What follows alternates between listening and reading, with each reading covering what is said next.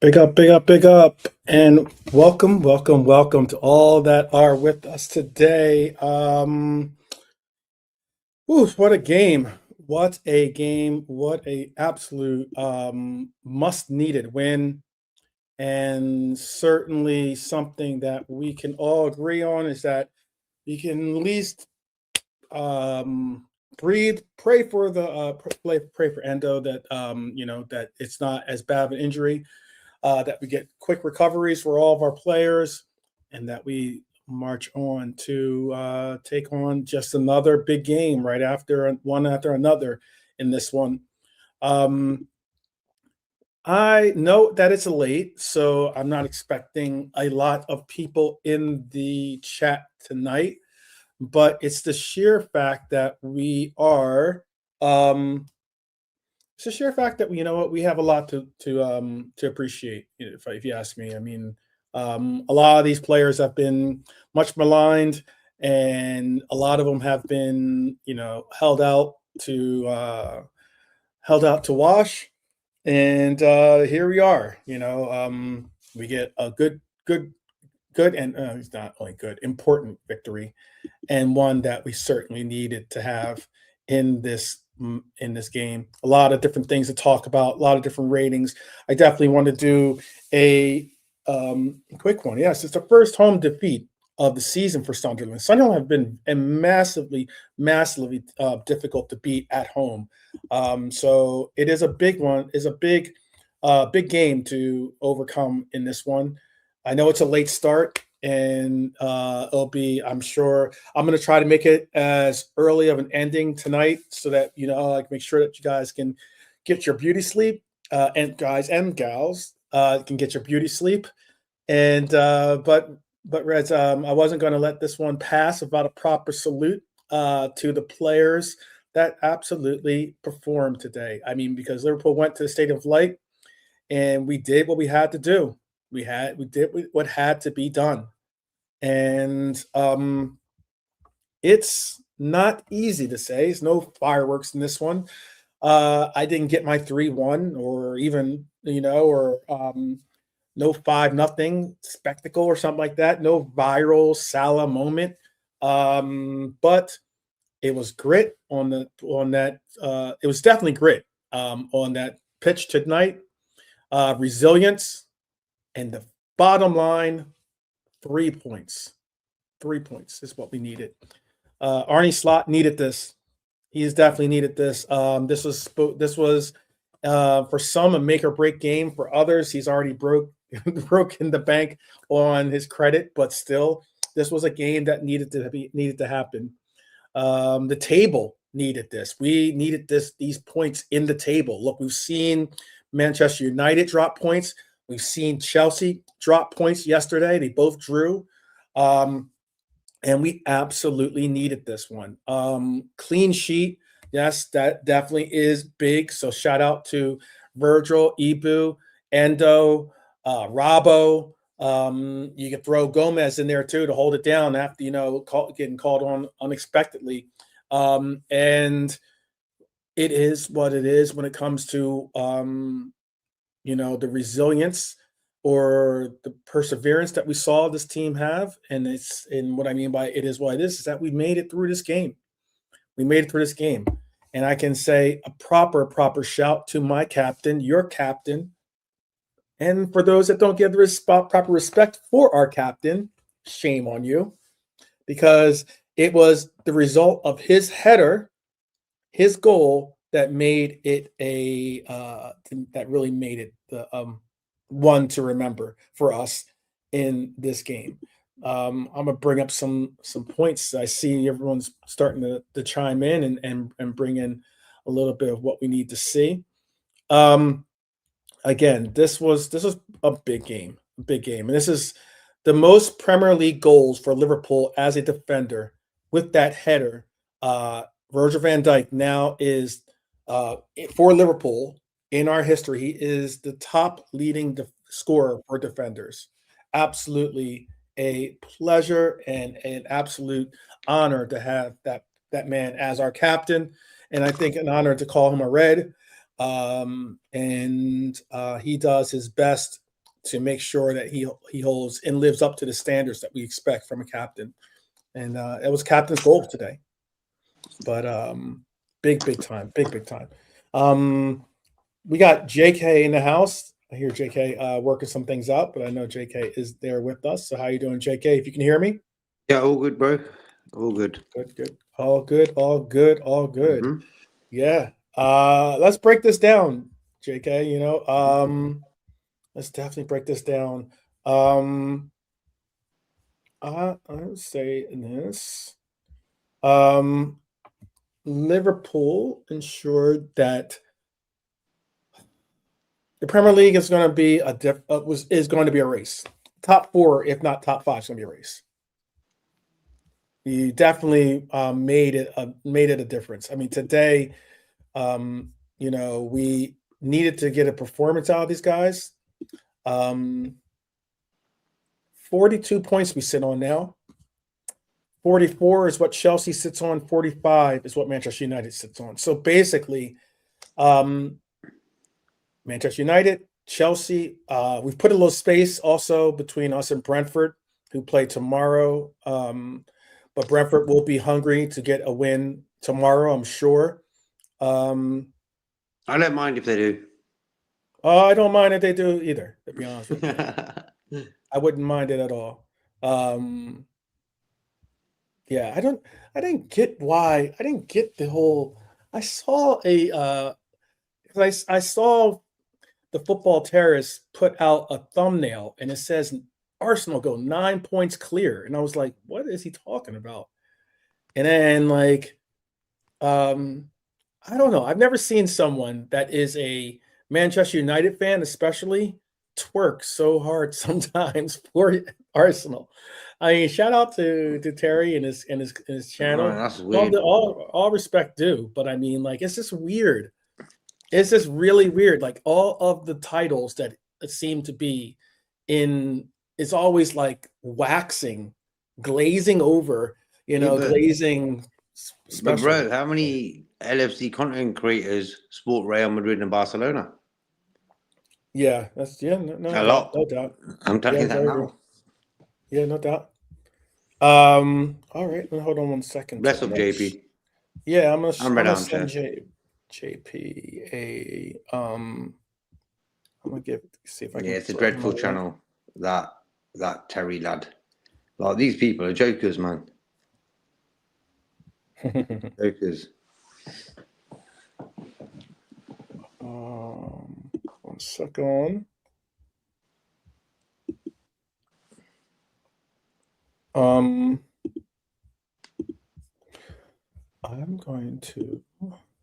I just gotta find JP on here. I'm gonna send JP a post, so I'll send him the link. JP, you're more than welcome to join the conversation. But yeah, it is one of those cases where. How do you reckon we played, bro? I put it down to, you know what, we played like a team that wanted to see. At least my perspective is that we played like a team that was going to, one way or another, see out a win. And yeah. What's that? Go ahead. I just saying, I felt comfortable today. I just knew that today we're not going to let a goal in. So that was cool. Yeah, I think that Ibu and Virgil actually were solid. Two peas in a pod, like us. And they were like, they were not going to allow for anything to happen at all. That's why it's so important to have a top centre-back pairing, because you can base your team off that. When you've got a solid centre-back pairing, the rest of the team seemed to do better as well. So it was good to see that display by them too. And I've seen a few of them. Even the Newcastle game, I thought Kanate was top as well. I think the Man City game, everyone was poor for the last 12 minutes or so, 15 minutes. Yeah, I am very mindful of it. I know that there's a lot of speculation. We're going to have to wait to see what it is. I know people have been talking about the Endo situation. It's Yeah, not man. an easy Wish our one. best for you. Yeah, it's not an easy one to speak on per se, but considering how he went down, and you saw on the replay, it was definitely not pretty. Right. Mhm. But it was said by I saw one of the sites that I follow. I think I follow them. Let's see if I follow them. Yeah, I follow them. They give they're like this physio scout site or something like that where they give Mhm. some type of idea as to what the injury could be. And it said, Walter Endo has been stretched off with a leg ankle injury in Liverpool's clash with Sunderland. Forced eversion at the ankle after putting his body weight on it brings concern for a high ankle sprain or a syndesmosis injury. Due to the high velocity, scans will also need to rule out any lower leg fracture. Fibula is usually the structure at risk here. Expected recovery time, if it's a high ankle sprain, will be 8 to 10 weeks with surgery. If it's a fibula fracture alone, it's 6 to 10 weeks with surgery. And if it's the other is syndesmosis, I don't know what that is, plus a fracture, it would be 12 weeks that he would be out. So I can just say, it says scans will be needed to confirm the extent of the injury. Obviously, we don't know exactly what the extent of the injury is. I just know that that guy is absolutely a warrior when it comes to wanting to perform, to give his all. Mhm. Was playing well, I thought, in the game. Yep. Was Yep. holding it down for us at the right back position on a sloppy looking day, meaning like the turf the pitch was definitely not ideal, you could say. And hey, he could have easily he could have easily he could have easily done what happened. I'm trying to think who was what was it? Connor Bradley, I think, or was it Frimpong? Who was it that when he got injured, they went off the pitch, and then we Mhm. couldn't get a substitute on. Remember that? Frimpong. It was Frimpong, okay. Mhm. And I'm not saying that Frimpong should have done what Endo did. I'm not saying that at all. But what I am saying is that Endo, rather than get taken off the pitch or the likes, he knew that Joe Gomez had to get warmed up and ready, Mhm. and he knew that. And it was that's why I say so much credit to the guy. The fact that he knew that it was either you could play with 10 men, or at least he could put himself as a body to have to get in front of to throw himself in front of a shot or do Mhm. what he can by making himself an obstacle out there so that he could help his team get get Joe Gomez warmed up and ready so he could get onto the pitch and get and obviously substitute himself in. The guy, afterwards he collapsed to the ground again. He had to be ushered off in a stretcher. I can't say enough about Endo. I was devastated to see that. It was one of my. I definitely with the heart he plays with. I really do appreciate with that kind of sentiment of the player. So He gives it is 100%, bro. So yeah. yeah. Yeah, it's absolutely tough. And on top of that, what's even is equally tough is the fact that these players do have an eye, I'm sure, on the World Cup. Let's keep it Of 100. course. The guy is going possibly to one of his. It could be his last World Cup. This could be his last World Cup, and now he's in jeopardy of missing it, which is definitely not easy. Not easy at all. Well, you got March, April, May, and it Mhm. starts in June. Mhm. So it's about 4 months. This Yep. time to recover. I hope he does Yeah. because I want to see him play for his country. He's captain as well. And bless up JP Yeah. and Big up, Lante. Big up JP. Nelante, big up 12, big up JK. Big up. He's an Big up. Good Big win, up. good win. Yep. Fantastic win. Fantastic. Much Says needed win. something. Yeah. And the Yeah. results went for us this game week because Chelsea Yep. and Man United drew. So that was good for us too. So Yeah. It was the Yeah. first time we positive. took advantage of that. It was Yeah, good to see we positive. didn't let it go. We get a draw. Yep. You know, Yeah. so I was worried because I only got to see the first half, right? So like when I saw Wirtz miss his two efforts, I was like, I'm hoping it's not one of those days where, we get any chances, we have the ball possession, but they come and get a smash and grab. Because I think that's the first defeat at home for Sunderland this season, right? It is. Yeah. So I was kind of worried that they might continue that run. Well, if not beaten us or unbeaten run, yeah. So I was kind of worried, but when I came home, I saw the little one and I was happy. So yeah, good. I was the opposite. I was like, let's be the first team that beats them at home. Yeah. Like Liverpool, because what happens, bro? A striker ain't scored for 9 games, comes to Anfield and scores. We always do that. We always give presents away. So it was about time we did something like undefeated at home. Okay, let's go and win. So that was good to see. Right. Yeah, it was. Got Nalate in the house too. Nalate, how you doing? Well, maybe not. Nalate. Oh, Nalate must be still working. Nalate's working something out of his audio, so he'll be back. But yeah, we were just talking about the Endo thing as well. That's tough to see. Really tough to see.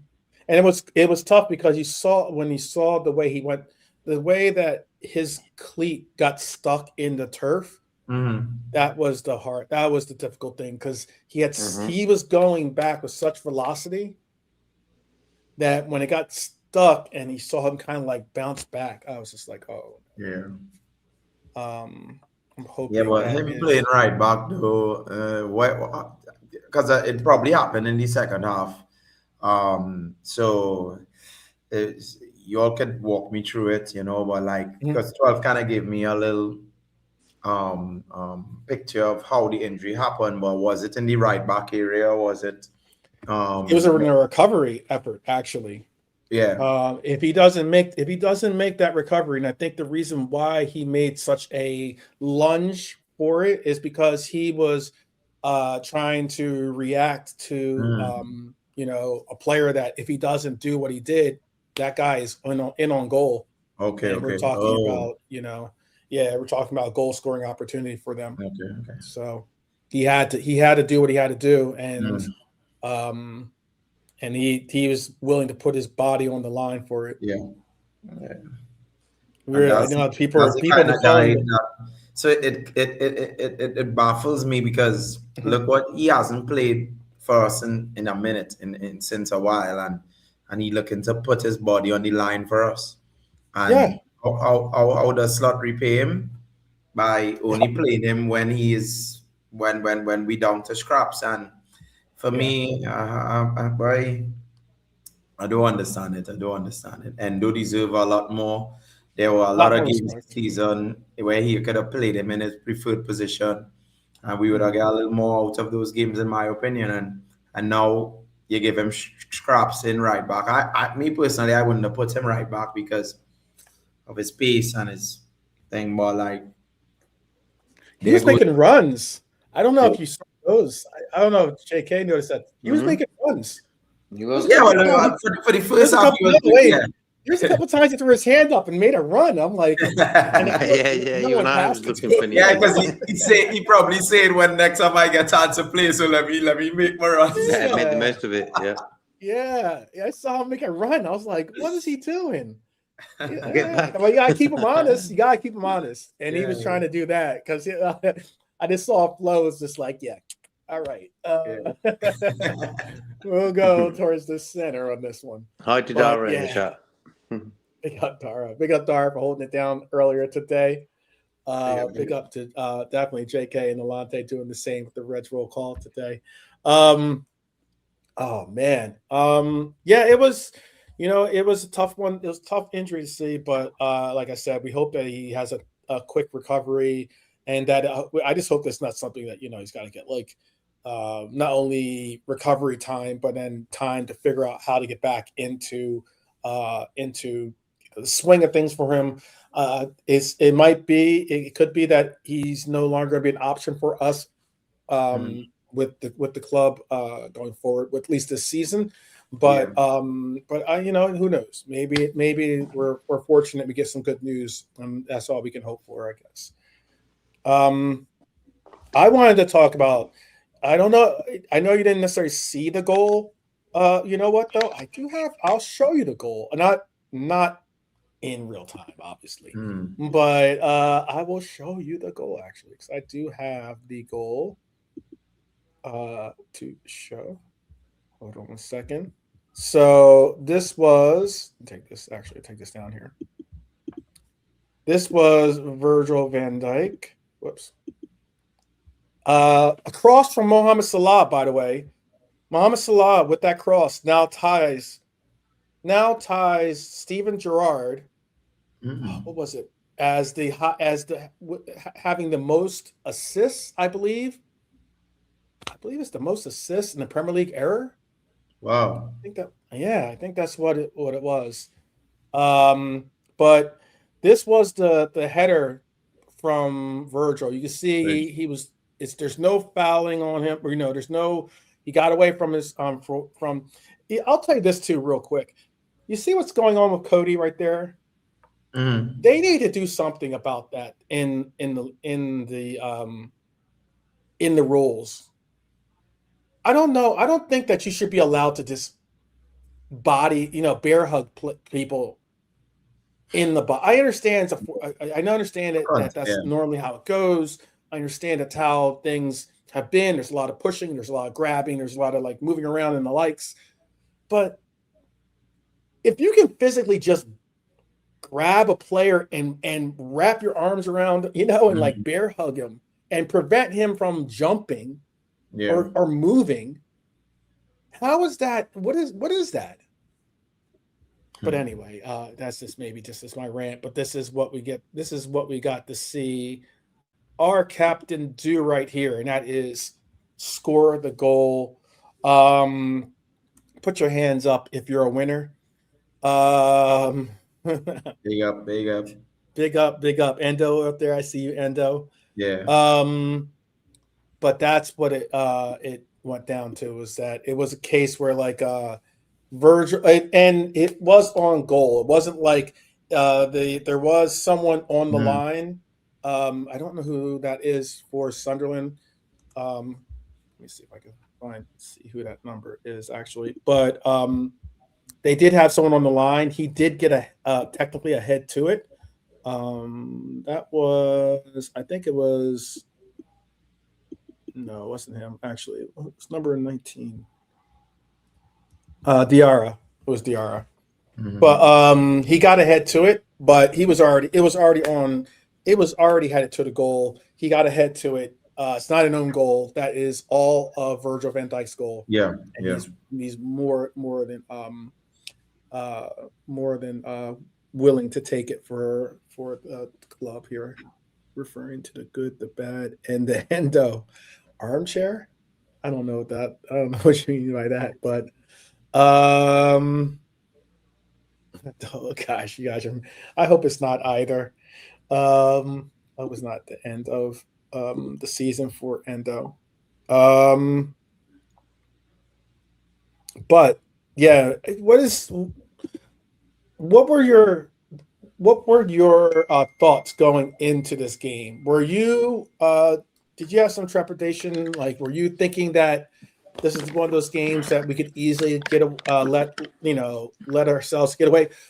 And when you heard it was 1-0, I know that you didn't get an opportunity to watch the second half, but when you heard it was 1-0, I'm sure you probably got like some type of update at some point. Did you all of a sudden think, oh, are we about to bottle this again? Are we about to like let this, last minute? We've already had 4 last minute goals go against us. Did you think that was like in the cards, or did you think that this team had the resilience to get through this? Yeah, like kind of like what JK said there earlier, we had, after the result we got in Man City, it's about time we start to get some results coming our way in terms of these kind of results. And this result not really surprising me as much, because like I knew it's a very Liverpool thing to do. You know, you disappoint the fans just 2 days ago or 3 days ago with the Man City debacle, and then we come back in such short notice and go and beat Sunderland, who is unbeaten in their ground, and you know it's not a surprise. So I mean, this side has equality. This side has everything needed to make Champions League football, in my opinion. I mean, I believe with the introduction of Frimpong and Isaac coming into the squad later down in a couple of months, we will have enough to even surpass Villa, right? I mean, I think the top two speak for themselves now. They're going to be in a title race and they're going to pull away. So it's either Arsenal or Man City going to be the top two, right? Whatever order does remain to be seen. But like, I think we still have enough to put a couple of runs together and be on top of even Aston Villa, right? We have that capability of putting a run. So for me, you know, seeing that update, seeing 1-0, I wasn't really too concerned. Just like JK said, like when I saw the first half, I was comfortable. We were unlucky to score. There was a spell, I think, from the 22nd minute to the 32nd minute, a 10-minute spell where Liverpool was just pressuring Sunderland, and I was like, wow. This is the Liverpool I like. This is the Liverpool I love to see, and you know, coming to get the result today, and it's a good win for us at the Stadium of Light. So, I mean, as I said before, I didn't really see the game, so I guess when you all giving player ratings, at the end, if you all are doing that this stream, I will see how the other guys perform, because I know Van Dijk and Konate would have done well. Endo did well for me in the first half when I saw. It's just unfortunate with the injury, but he will still get a high mark for me for putting his body on the line. And yeah, so let's go FA Cup Saturday, I believe, and let's get a win there and keep the momentum going. Yeah, basically that's where we're at. That's definitely where we're at. I mean, there's a lot to have to, you know, I guess figure out when it comes to now, where do we go? Do we trust basically Gomez going forward as our right back? Being that he's just coming off of an injury himself. Yeah. And obviously he did get to play you know, I think, let me just figure out how many minutes he did get. He got put into the game at the 69th minute. So he played, and I think we had like 7 minutes, I think, of extra time or something along those lines. Yeah, so he got some minutes on as well. Yeah, so he had like about close to 37, 38 minutes of playing time out there. But if you do add to, you know, obviously what's going on, I know we were talking about in the group chat about how, like, you know, what is this? Is this right back cursed or something like that? Is this like, I even said it, maybe it's the curse of Trent Alexander-Arnold. I don't know, but the curse of 66, you know, I don't know what it is, but it is because something. To be fair, this is what Frimpong's third injury this season. Yeah. For a guy who never got injured before, and this is his third injury. And the season is not even complete yet. Yeah. So that says a lot. That says a lot, in truth.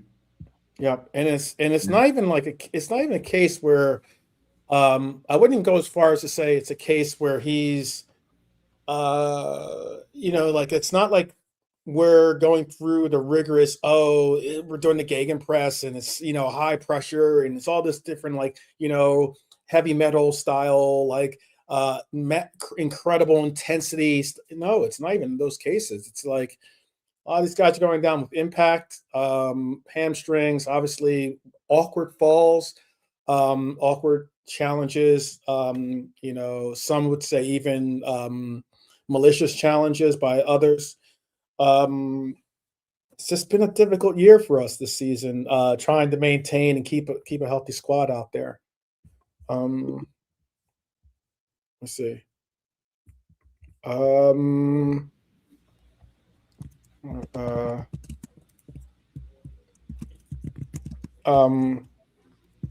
just put down something for you guys in the private chat here.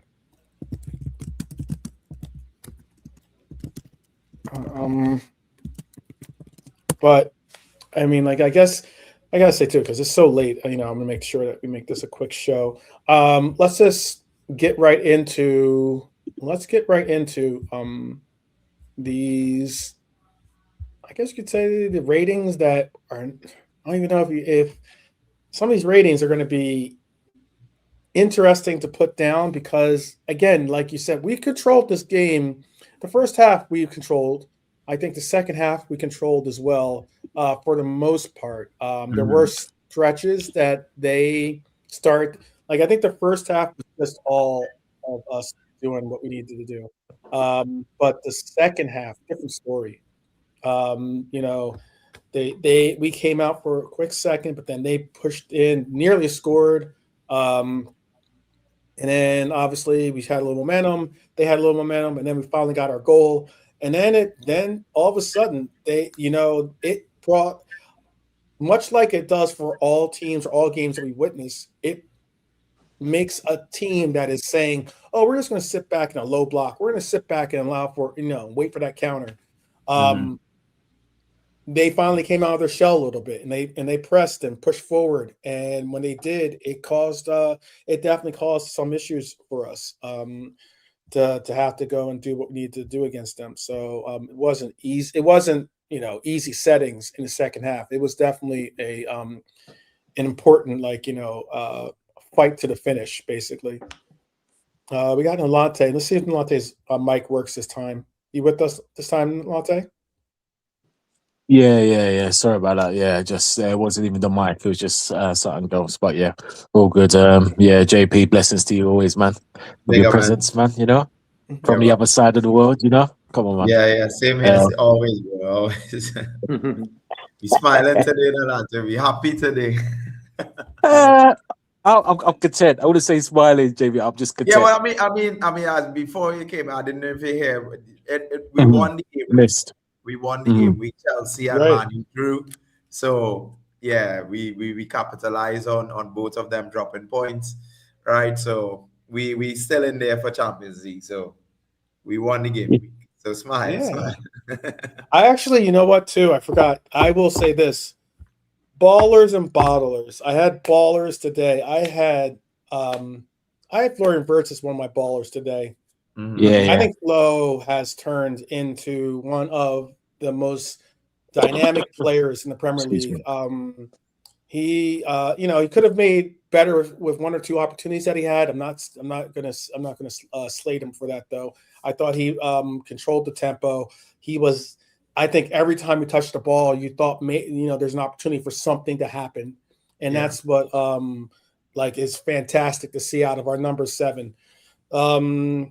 He found pockets. He demanded the ball. He hit the post. There's one that I thought was just where I thought it was going to go in. It went past the defender, past the outstretched arms of the goalkeeper, and just went off of the right crossbar, or right post. Excuse me. And that one was a tough one to see not go in, but it's good signs for him. And I would say I want to give a shout. Because I don't think that Ali had that much to deal with today, but I will give him a shout because it is his 250th start. I'll give a shout to Ali since his 250th start, but as a clean sheet for our keeper as well after having somewhat of a howler of a game last game. And I want to give baller status to the entire back line. I thought that they performed exceptionally well in an ugly, I would say an ugly game in the sense of like the rain and the way that the pitch looked pretty miserable to play on. We saw it obviously with some players getting their cleats caught in the turf, but you got to give a shout out to Ibu, who absolutely was phenomenal today. I thought he was exceptional in defense. And you got to give a shout out to our captain. Those are my ballers. My bottlers. Now, my bottlers are no one. Bun that. You won 1-0. You got 3 points.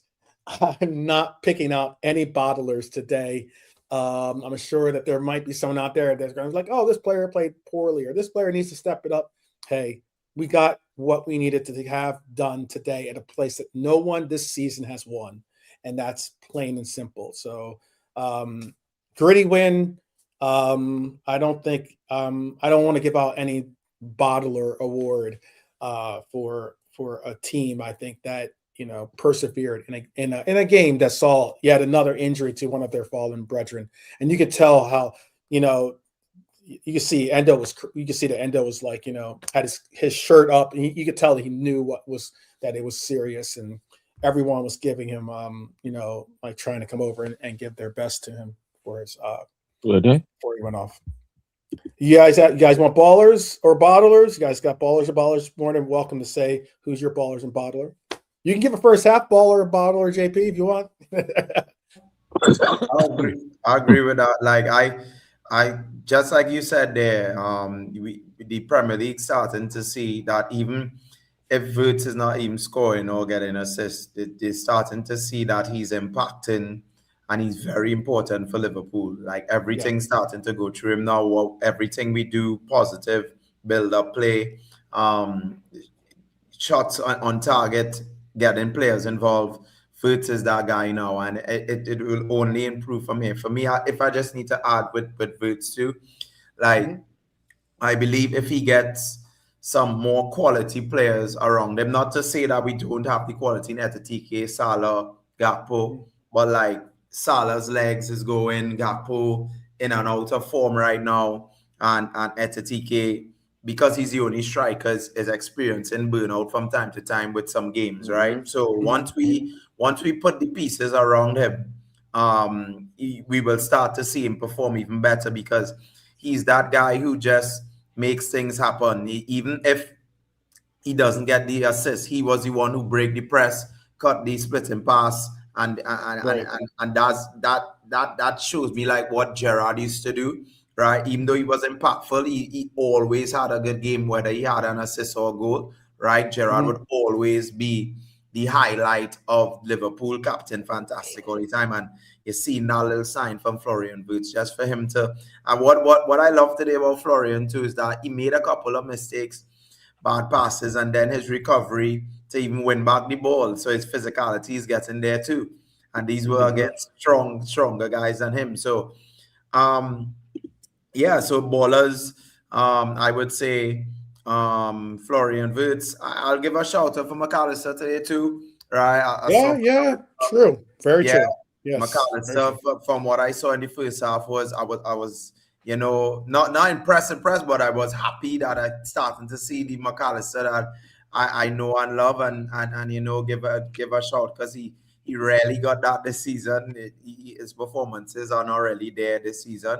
So give a big up for McAllister, and long may it continue. So yeah, that was it. No butlers for me. Smash and grab in the stadium, I liked. Nobody keep it moving. Keep it moving. There for the season. So yeah, everybody good to go. Nobody move, nobody get hurt.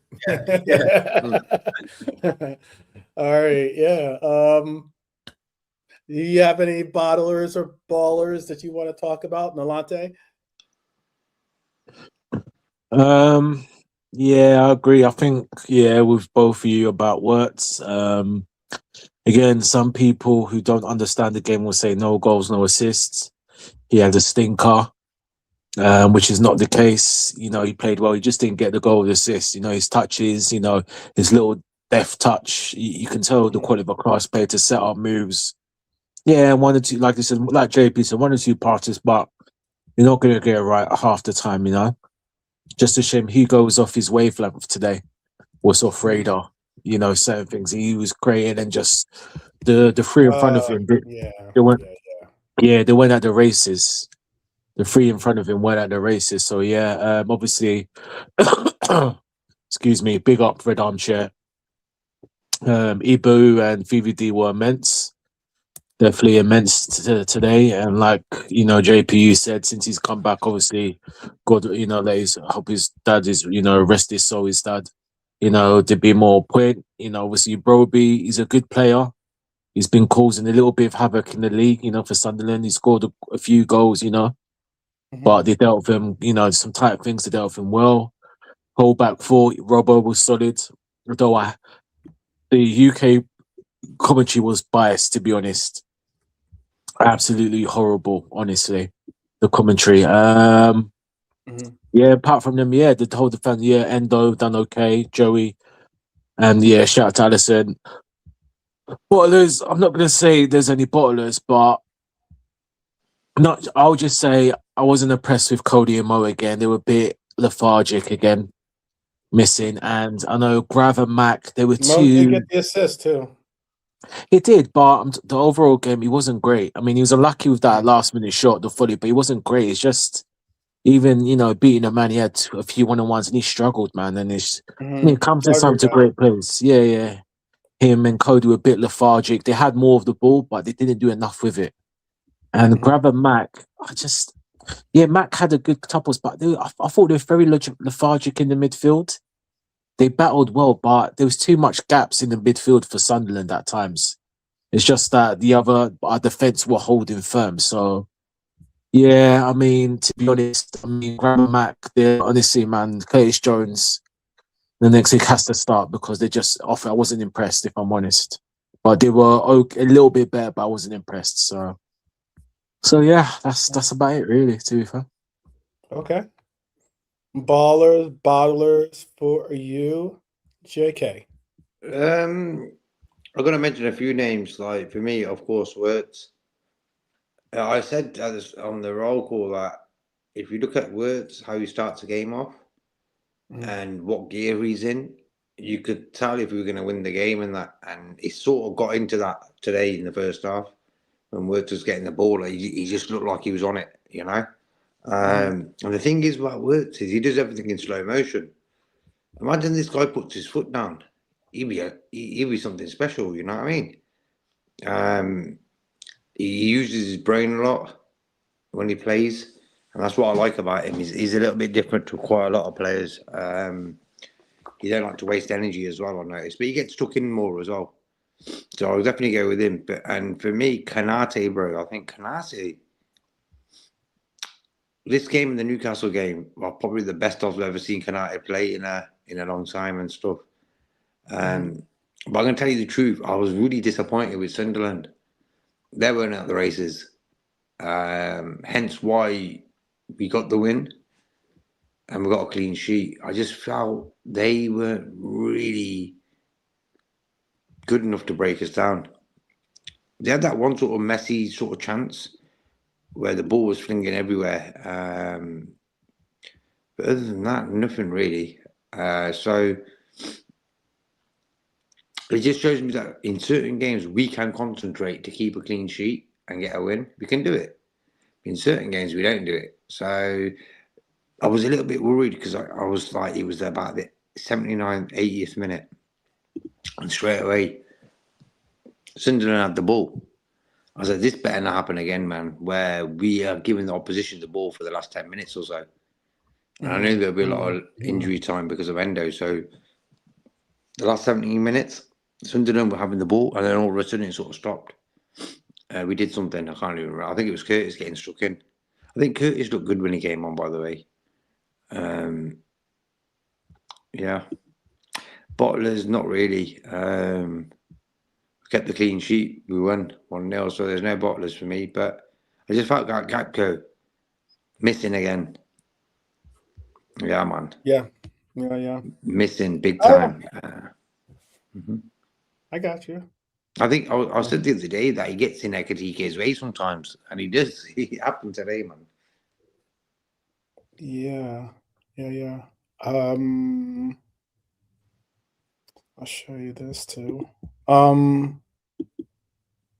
know if I bring up something about if I bring I already made a joke about Gakpo, so obviously I have a sense of humor for him. But I will say though that I noticed something different about Cody today, to be honest with you. I noticed that he was trying to, how people all say that all he does is cut into the cut in Cody. Cut in Cody. I saw that too in the first half. In the first half, he was going to the byline and trying to make some differences there. Mm-hmm. I don't know. He's Maybe been doing that recently more. Yeah, been he's doing been. it, bro. Yeah. I don't know if he's been practicing it or they made an emphasis to try to bring that portion of his game out more. Of course. To maybe round his game out more than what we get to see. But Yeah, because the whole season, bro, we've been saying he's not a team player. Him and Salah, they get the ball, cut in and trying to shoot. mhm, And the odd cross back post, and then just the goalkeeper catches it. So recent games, I've noticed Gapco's trying to do a bit more teamwork. mhm. Yeah, I don't know what's wrong with him. He isn't looking dangerous like he normally has been sometimes. First, you know what I mean? He ain't giving me that feeling he's gonna bang it bottom corner or top corner or whatever because he can score. He's got a good shot on him, but he just don't seem like he ain't gonna bring it out. So I'd play him in the Brighton game and get him to get a goal, man. Like, forget about everything, get a goal, just to build some confidence back in. Because at the end of the day, Isaac's injured. Rio ain't gonna get a start over him. Chiesa ain't gonna get a start over him. He's the main guy on that left wing, and he needs to bloody wake up as well. You know what I mean? Or realise that.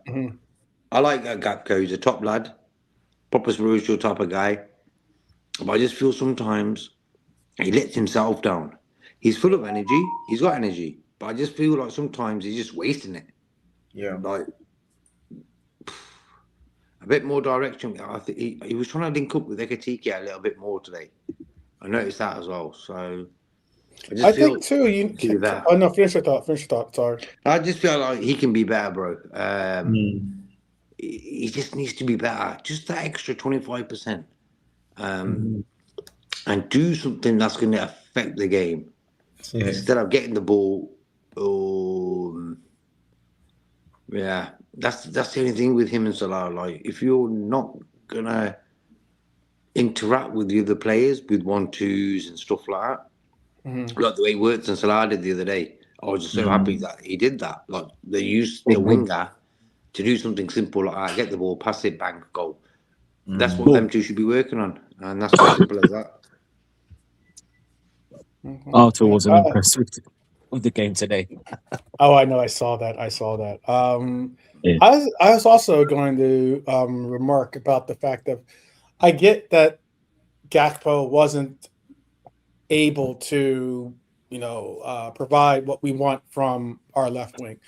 We didn't get that from our right wing either, by the way, too. So both were poor. 100%. Yeah, both. Like I said, Hugo was poor today.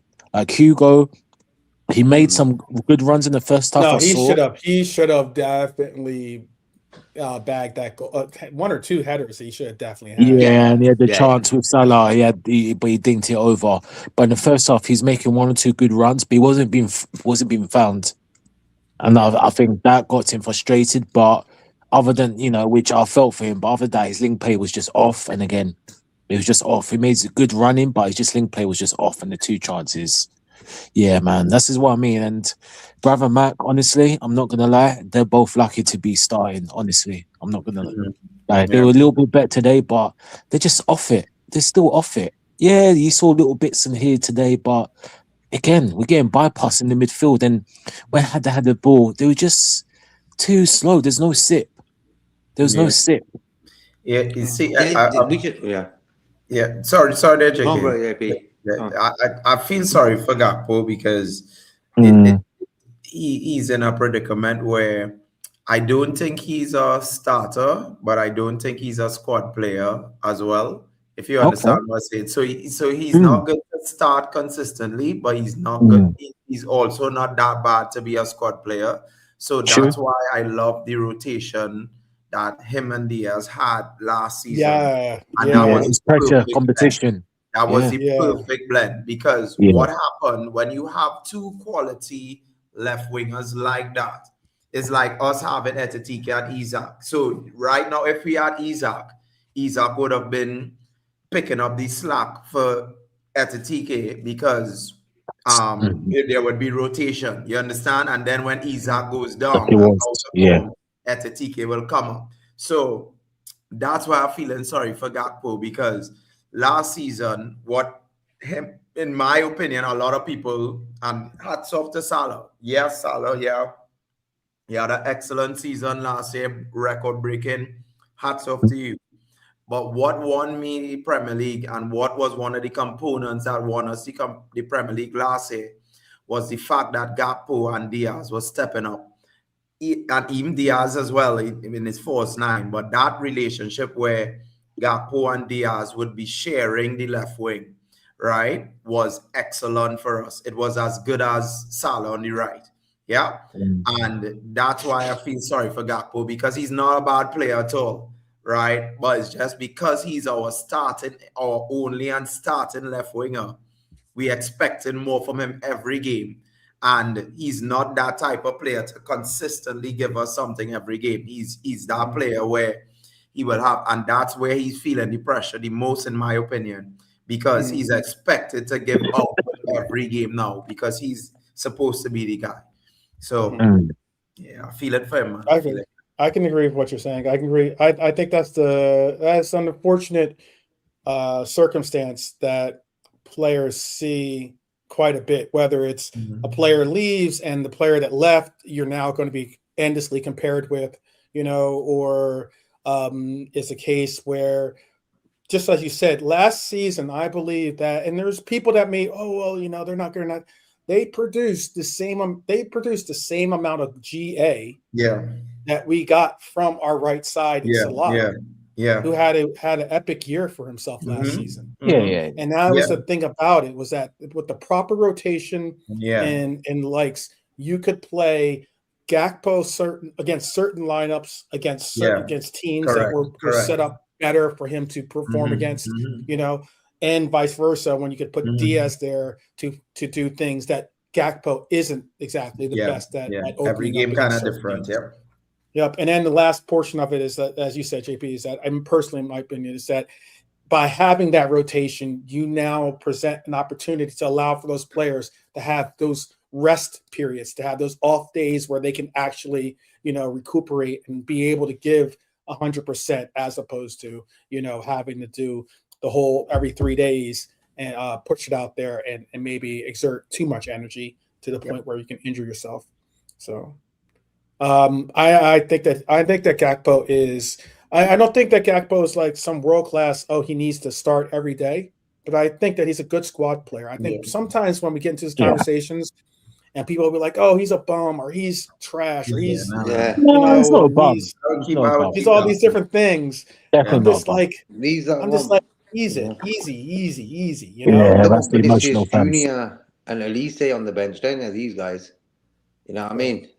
They want Ronaldo and Messi to come over and be on the subs bench. It ain't gonna happen. You need players who are good, who are happy to be on the bench. That's not easy. Gakpo can take just like JK said, Gakpo can take we're resting here for 2 games and they're coming back. Yeah, he would be like, okay, no problem. He'd be okay, cool. For the team, if that's what the team needs, that's what the team needs. That's what I don't think. I don't think Cody is making a stink. At least I don't believe so. I don't think he's making a stink in the locker room that he's not playing, and he just he's the main winger. He doesn't. But to be fair, I mean, he has been rested. I mean, we played Wirtz on the left, so there, and obviously we know Slot and his stuff with Rio. So that's what it is. But I just thought you come into the season and you had a good season, a very good season. You're part of our title-winning team. Diaz has gone. Not that is a big issue whether he stayed or not for Cody, but now you are our main winger. So you thought he would have kicked on, and it hasn't happened. And he's had little bits and pieces, where Wirtz has played on the left. He's come on, got a goal. So we just see. He just has to shake out of it. And in terms of Slot, there's 2 things I wanted to say. I was going to say something, and then I'll let you guys. And there's something I was going to say at the end. But 2 things with Slot. I think the way he's used certain players this season has been very disgraceful and disappointing for me. It's been an absolute sham, and his comments in the press to certain players has been absolutely unbelievable. For a Liverpool manager, it's just terrible. And and then what annoyed me, infuriated, when I listened to his comments again, like I said, I've tried, when people were crashing out one. And, I know JP, we discussed this at first. On Brian's channel, but this is not even to you. But when other people go, oh, fraud, calling him a board, but swearing and stuff like that, which is a bit disgraceful, if I'm honest. But this is, who I'm talking about, JP, and some of the content creators, the Dom Hassans, even on Monty's channel. But he's talking, it's like, oh, good win, blah blah blah, Endo, fair enough. But what annoyed me was that he said, oh, but look at the injuries, like some teams have bigger squads. I was like, are you for real? Yeah, are you for real? Yes, we've got a right back injury crisis, and the defense, well, obviously Gomez has come back, so he's not ideal. But are you for real, Slot? You're talking about like we've got 11 players out, which is not the case. I just thought, you know what, man? Please go. Don't insult intelligence. Like we're Leicester or Bournemouth, who had 10, 11 injuries when they beat us. Yeah. Don't insult our intelligence, Arnie, Yeah. I don't know, boy. Like for me, when you have a specialist in his position, like Ramsey, and you're telling him, yo, Ramsey, you so bad, I put in Endo to play right back today. I know. You know, against Sunderland, right? Yeah. This is not like Man City or like where the boy can get nervous, because we saw the Crystal Palace game when we lost 3-0 at Anfield in the Carabao Cup. And Ramsey was one of our best performers on that night. Exactly. Yeah. And Crystal Palace played a pretty strong team. So that was like a Premier League opposition we were playing there, and Ramsey played well. So when you tell a guy like Ramsey, you don't have to tell him, because your actions speaking louder than words. Saying, Ramsey, there is nothing you could do, because even when Endo goes down, Sabazai can be out. Everybody, I will put Gravenberch right back before you. I will put everybody right back before you. I don't even understand. I don't even understand that too, JP. Not to stop you. No. They are not. But that was it. That was what we're trying to say there. I don't understand it myself. So I think it's like you're saying, JP, like us, and I think it's immensely. It's a head scratcher, because I've seen or I've heard people say, oh well, he's obviously not good enough, or or da. That's not the point. Yeah. Because if he wasn't good enough, then get him off the team. Yeah. And find someone that is. You don't say, oh, well, this isn't like, we're not setting up a charity fund. This isn't Make-A-Wish for you to be like, to be able to play for Liverpool. If he's not good enough, then you move on. Yeah. But obviously, there is someone at Liverpool that sees something in the player that has him around, because otherwise he would be gone. Yeah. I have no time for that when I hear people go, oh, well, he's not good enough, or, oh, he's this, he's that. And I'm like, well, if that's the case, then find someone that can do the job. Yeah. I mean, like, I'm not going to argue with you because your opinion differs than mine over whether he should play or not. But if you don't think that he should play, then and you think that that's the determination of Liverpool, then why is Liverpool keeping him around? Yeah. Why is he on a bench? It's like, you don't like, as in, why is he on a bench if he's not going to ever see the pitch? Yeah. And I mean, just to cut it a little bit off, man, it's like, because when people say he's young and he's not, he can't handle the pressure and thing. For me, it's like, when you have young teachers coming into the profession, so it's like you have a young math teacher coming in to teach in a school, and I'm teaching physical education, but I'm out in school longer, and you say, well, Mr. Timothy, I'm not trusting this young math teacher that coming who has a degree in maths. You go and teach the exam class maths for me. And then the young maths teacher will be like, what? So why are you bringing this school for? To do math? And that's how I'm looking at it. That's how I'm looking at it. Because look at this guy. He's an athlete. His specialist position is right back. That's why I told you, And where did Endo get injured from? You know, because it's not natural for him to play in right back. That's why he got injured, a severe injury, right? If you had played Ramsey there for that against Sunderland, and he plays simple, you tell him, calm down, keep it simple. You have people protecting you, right? And he will get through the game. He's playing with Konate and Van Dijk, experienced guys, Alisson in the back. If Klopp was here, Ramsey is our starting right back for the past 4 games, right? So at the end of the day, I really do see it, but it's tough, man. This is why, just like Renante said there, why I don't want him in my club, because I want a manager who can play specialists in their position, whether they're young or look at Sterling. We remember Sterling, even Rodgers. Rodgers was Rodgers gave you your chance. He did him dirty. Yeah, he did him dirty. Yeah. Jordan Ibe, all of the Yeah, so come on. When I see a manager not doing that, then you have to leave my club, because that is the beauty of Liverpool, bringing in young players and selling them for a profit, or turning them into club legends. Look at Trent. I mean, Sterling left, but we got good money for Sterling. Now, how much we getting for Ramsey, right? It's not even a good business. If Ramsey comes and plays a couple of great games, we could get some. And then we say we get rid of him. We could say, well, all right, no, we give us 25 million for him. Not, but how much he could go for now, because he's not playing, right? So all of it is not making sense to me. I don't get it. Yeah, look, we've all seen. We know that Klopp was somewhat reluctant to play center halves that year when we were in a bind, but eventually he knuckled down and played Natty Phillips, and Reese.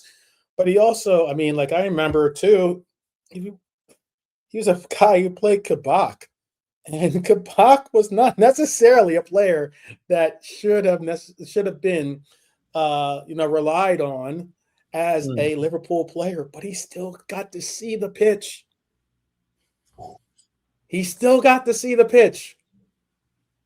Get over your ego, man. That's what I would say, and recognize the fact that we need to make the most of the few specialists that we have left on this team to help us get through this tough spell for our club. Yeah. Facts. Yeah. And when you talk about 12, sorry, just to follow on that Kabak's situation now, we've discussed about Klopp and his legacy for the club, etc. That going being the said, or whether this and that we've done more. But one thing just to follow, I'll give him is the fact that when that happened, he made the mistake of playing Endo and Fabinho. He made that mistake, and yes, and then he played Kabak once or twice, still was 100%. So he corrected that, and started playing central defenders. We're better for it, and that's a manager can say, you know what, all right, this didn't work. Holds up, maybe I was a bit proactive, and let me correct it. Yeah, and that's the difference to world class and stubbornness, And I've tried to give Slot a lot of leeway, but he's just like you said, JP, man. We need to change, man. And these press conferences and this stubbornness with youngsters and not playing them, regardless of good or not good. I mean, it's just stupid. I mean, I heard people say, and again, no names. We'll talk off stream. Saying, "Oh, Ramsey, what did he do? Oh, he's only played 58 games for Aberdeen. He's not good enough for Liverpool." How do you know a player's not good enough? He's not tried. Like you said, JP, he's man in the match. We're not saying he's the well beater, but right now we're in desperation. Yeah, 12 JP and JK. So why? It's not as if we're like so-called experts of the world. It's just common sense. It's just common sense. And the manager won't do the simplest things with that. Endo, Kaiser, etc. Now people say, oh, the same thing. They say, I hate the boy, they're not good enough. What do you mean they're not good enough? Endo's done a job since he's come to this club. I didn't want Endo. JP, I did not want Endo. You can ask 12. I was like, 12 and JK say, nah. And look, I'm here to be, he's done the job. Fair play. Kaiser, yes, he might not be the same, but are we telling me that Kaiser can't do 1 or 2, 3 games? He played against Wolves. He linked up well with Frimpong on the right. He even covered him when Frimpong went well. And again, not saying that it's all his fault, but like I said, when you do stuff like that, not giving these youngsters and just selling them off, Yeah. like they're just like pieces of trash. Yeah, like JP said, I'm sorry, brother. You better go, or unless you can check exactly. Exactly. I'll do it with you, JP. Yeah. Mhm. Yeah. Yeah.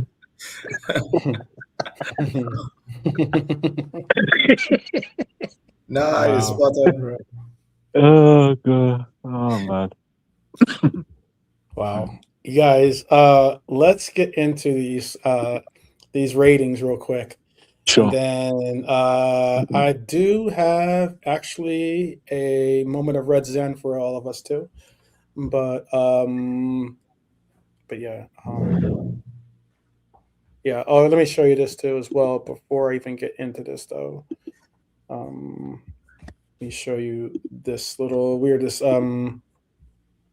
Absolutely. We talked about records and things that got broken today. Mohamed Salah, I was speaking about earlier. That's where he sits in the Premier League assists. Oh, He's nice. now Very tied good. for 7th with David Silva. Well, One off of Bergkamp, and I think that he could reach, if not surpass, Frank and Wayne Rooney. Yeah. he's got could. games to do it. He's got But he will 13 games need to do to it. stay here next season, though. It'd be, if he were to be here next season, then Yeah. I think it's more of a surety. Yeah. But yeah, I know that some have been very critical about how far, because this is going to be one of the first years he hasn't gotten 20 plus goals or something along those lines. Mm-hmm. But I would go as far as to say, like, I've always wanted to see the acceptance of Salah to just say, you know what, if I'm not going to score the goals, let's take on this mantle of being a assist provider. And there's still some incredible momentum that he could get behind pushing for that achievement. But absolutely, he became, with that though, he does become the highest assist getter for Liverpool in Liverpool Premier League, just in Premier League, but in Premier League history, he is now the top assist getter for our club in a Premier League era. Breaking records all the time, this guy. Always breaking records, man. Yeah, it was like it's almost like an afterthought to know that he's not going to have some type of record to be broken in the game. Certainly. All right, let's get into big up to Milner, by the way, that he's on devil. Yeah, Brett Milner up there too. Yeah. One more game. Came on today. I don't think no one's going to catch him. Players move to around clubs too much. No player stays at the same club longer than 2 weeks now. I get that. No, I can share that with you too. I'm blessed up Rasta Crab and Samir 5559. Yeah, big old guys, big old crab. Yeah, big old Samir. Yeah, give a quick shout to Milner. Definitely give a quick shout. That was an achievement that he's on pace to break the record, right? He hasn't done it yet, but he's on pace to do it, right? Look which club he's played the most for. Wow. Yeah. Wow. Interesting. Okay. Yeah. Yep. He's played for a few clubs, isn't he? When you look at it. Wow. Yeah, all good clubs at the time. Yeah. Oh, exceptional clubs. Yeah. And I mean, exceptional the fact that he's won titles with these clubs too. Obviously with Manchester City and with us. Yeah. All right, let's get back to ratings. All right, let's get into it, people. You in the chat can participate in this. I know you've been not shy with your comments, so I'm sure to say to you, don't be shy with your ratings. Start with the guy who got his 250th Premier League appearance, the guy who got possibly another clean sheet. I don't know where it puts him actually within in the number, because we've had a pretty tumultuous year before keeping clean sheets. But Ali, what is your rating for Ali in this game? I gave Ali a 7. Not too much to take care, not too much to handle, but he did what he had to do. So I gave him a 7. What were you guys giving him? JP's not going to be. JP's going to just sit back and listen to the second. I could give half. I could give half. Yeah, first half. You can get the first. I know what would be cut in half. Yeah, so I will give out a 5. I'll give out a 5. Yeah, there you so go. my rating is out of 5. 45 minutes. Yeah, exactly. Right. So you know what? Like I saw Allison. He came out. He rushed out of goal a couple of times to chop up some great long balls and it always looked a little panicky. But I would say like. I would say just for the half I saw him in out of 5, I would give him like a 3 out of 5. It was not next spectacular, and I would give him a 3 out of 5. So the 6 out of 10. I think it's. Let me see real quick too. What was his distribution? A little bit not that bad on his distribution. I mean, there have been talks about how he's been struggling with his distribution. Yes, a little bit. You know, he's obviously 14 out of 14 for his passes in his own half, but he was 18 out of 26 for his passing tonight. Not too bad. Around 50% for his accuracy and his long balls. All right, what are you giving? Go ahead. Yeah, I'm going to give him a 7, clean sheet always. Whoever plays and gets a clean sheet, they get a 7 for me, like minimum. So that's cool. He didn't really have nothing to do. That's what I was saying. A bit disappointed with Sunderland. They weren't really at the races. So a 7 is cool for a clean sheet. And bless up Lee was good. Hope you enjoyed the game, bro. Yeah. All right. Next on our list. Oh no, Nolante. Go ahead and give us your alley. Sorry about that. That's all right. I want to speed through these ratings, yeah? Yeah, no, I was clicking through. I was getting the graphics ready for Red Zen. I'm sorry about that. Nah, that's all good. Big up WizKid as well, for myself. Big up Sammy, 5 a.m. and you're dedicated to this show. Big yourself up, Sam. Sam R. Big up yourself, 5. Yeah, same with JK, all of you 7. Oh wow, yeah. Similar to JK, what he said, really. Yeah, 7. Okay. Definitely. Samir, legend. Definitely appreciate the fact that you're rocking with us. 5 a.m. 12. There's breaking news just before you go on the Forest of Sack Dijk. Wow. Oh, really? Yep. Oh, also, so that makes it 2 sackings. Obviously, Thomas Frank got the sack earlier as well. So, Dijk. Yeah. I'm gonna miss his voice. I just don't know what when it comes to Spurs, they're a mess. Yeah, they're a mess, but what's even worse is that the fan base has somewhat been really, really gutted by the fact that there's empty seats in the stadium. They're being serenaded by boos when they leave the pitch.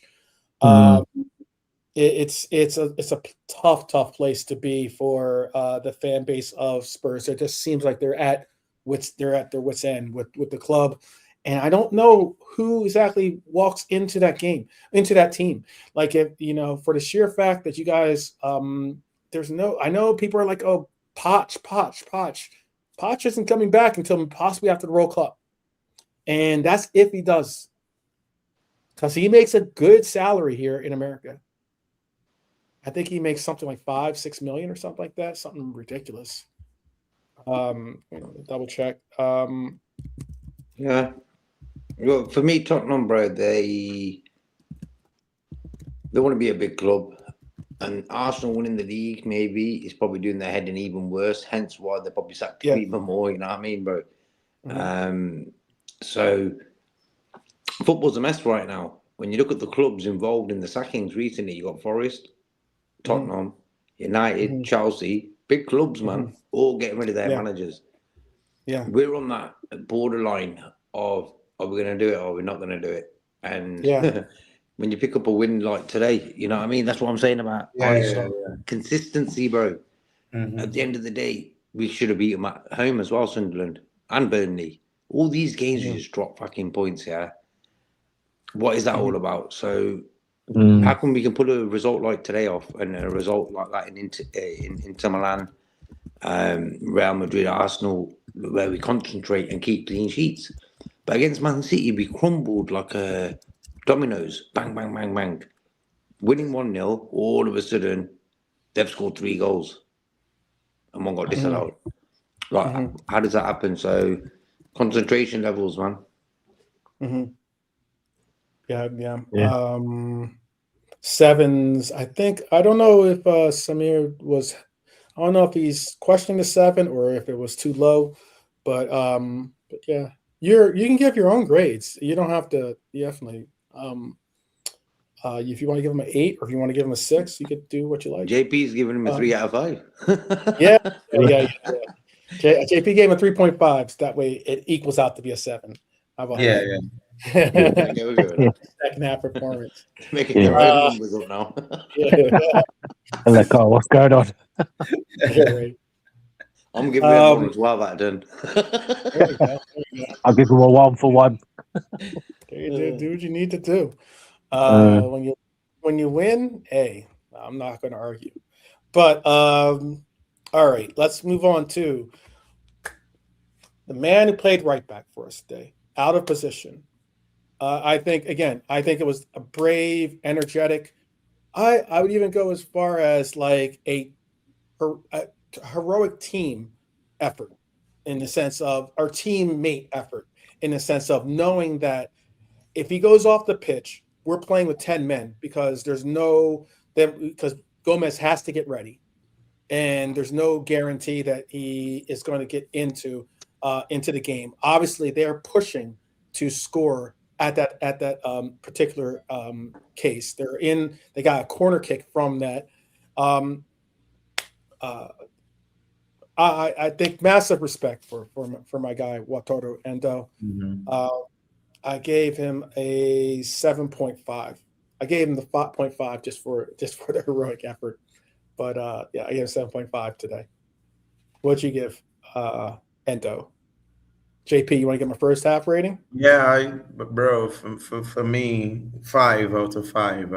And any player who could come in, haven't played so many games this season and come in to do a job and help us to keep a clean sheet out of position, right? For me, that player deserves all the plaudits. It's not his favorite. It's not even his tertiary position, right? So it's something that is foreign to him. He doesn't have the attributes to play right back, but he came in, he did a job, he put his body on the line for us, and yeah, for me, Endo, hats off to you, brother. Hope get well soon. 5 for me. All right. You want to go next, Nalante? Yeah, the Japanese samurai warrior. Your guy, your Japanese splinter. Yeah.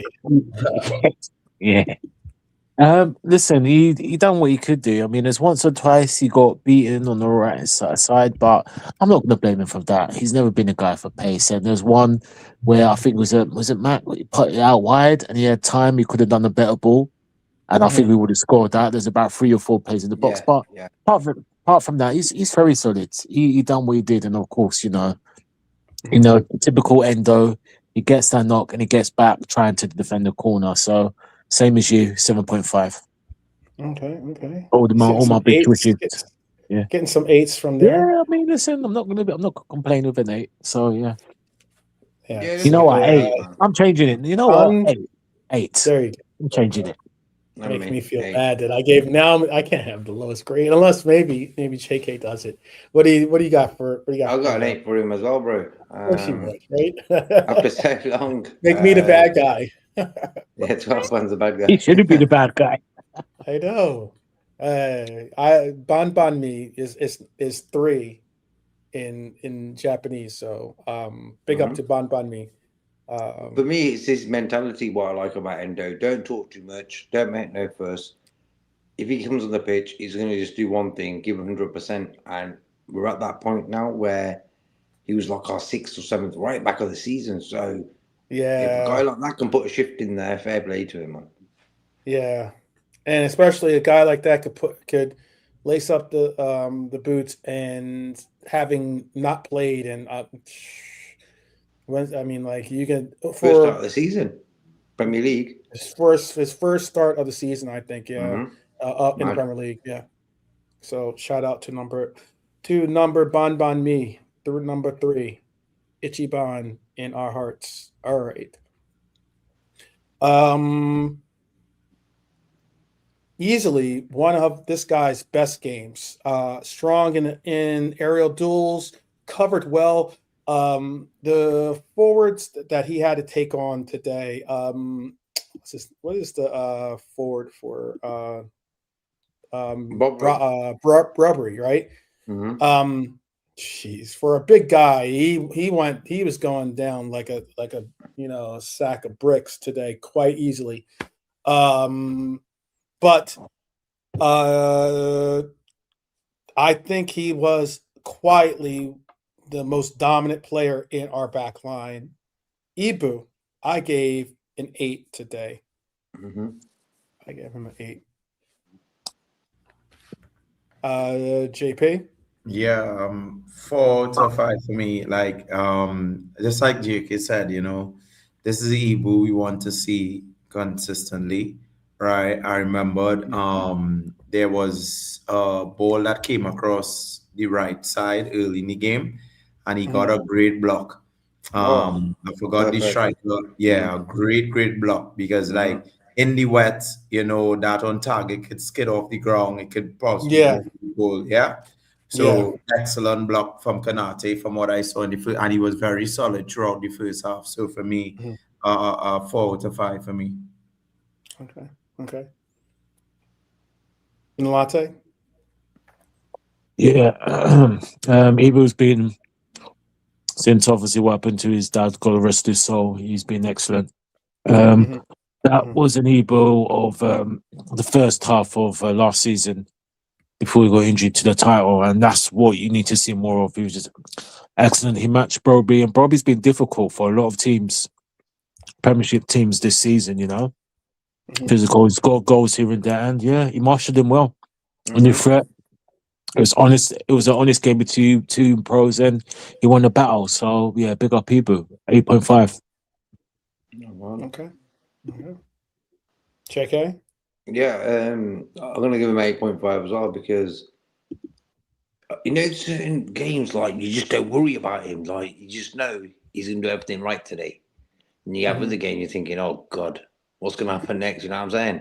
And that's what football is. It's all about the mindset of the players when they're playing football. If they're locked in, you're gonna get a result. If they're not locked in and they're not concentrating, you're gonna let in 2-3 goals in at the end of the game. So it's so important for Kanate to carry on with this. I think that Man City result really messed us up. We didn't need that. Even if that ended up 1-1, yeah, sound, you know what I mean? We just didn't need that defeat in our books. So I think Kanate in the Newcastle game and the game against Sunderland pulled out 2 probably best games he has up for a long time. So I'll give him an 8.5. I think he was top. Okay. I'll have to show you something at the end of the. There's a video, but I'm not going to put it up. I had to make sure. I had to clear it first before I could put it up. But okay. All right. Let's move on then to our captain, Mr. Virgil van Dijk, and I wanted to include this shout out to him with that goal, like I spoke on earlier. Hold on, let me get this right up in here. With that goal, he became the highest scoring defender in Liverpool's Premier League era, and It's an absolutely tremendous shout, because if you see who he has passed in that, I mean, Mohamed Salah, I showed you how he just passed Steven Gerrard. That's an incredible, incredible feat. Gerrard's is obviously one of our biggest legends in this club. Well, another legend for our club is who we beat, or who he surpassed. Sammy, which is pretty exceptional. Absolute baller of a player, by the way. Absolute baller of a player. Virgil van Dijk, though. I think he was targeted by Sunderland, but because like they avoided him in the build-up, I think they were definitely trying to go more towards Ibu's side. Maybe because also Endo's there too, but also certainly going towards trying to avoid having to go through Virgil. And then I think he responded with leadership, because that's a cap. You know how they often reference captain's goal. Well, he could have scored earlier, by the way, but it doesn't matter. He scored when we needed the most, and that is he made amends emphatically and got that goal for us. I gave Virgil an 8.5 today. What do you want to give our captain, JP? Yeah, solid. One of the things I really appreciate Van Dijk for this season, because I wasn't really into all these stats and stuff, but this season, because we got so much exposed defensively, you've seen the importance of Virgil van Dijk, and that is aerial duels one. I don't know what it was this game, but like from what I saw in the first half, he just as every other game I see him now, he's not losing aerial duels at all, right? Or if not really, yeah.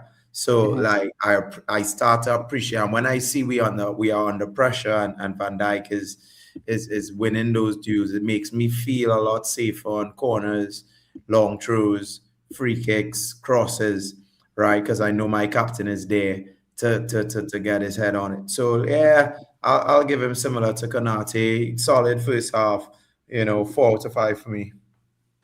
Okay. What would you like to do on his ratings? Nolante. Look, VVD, look, I will say this about VVD.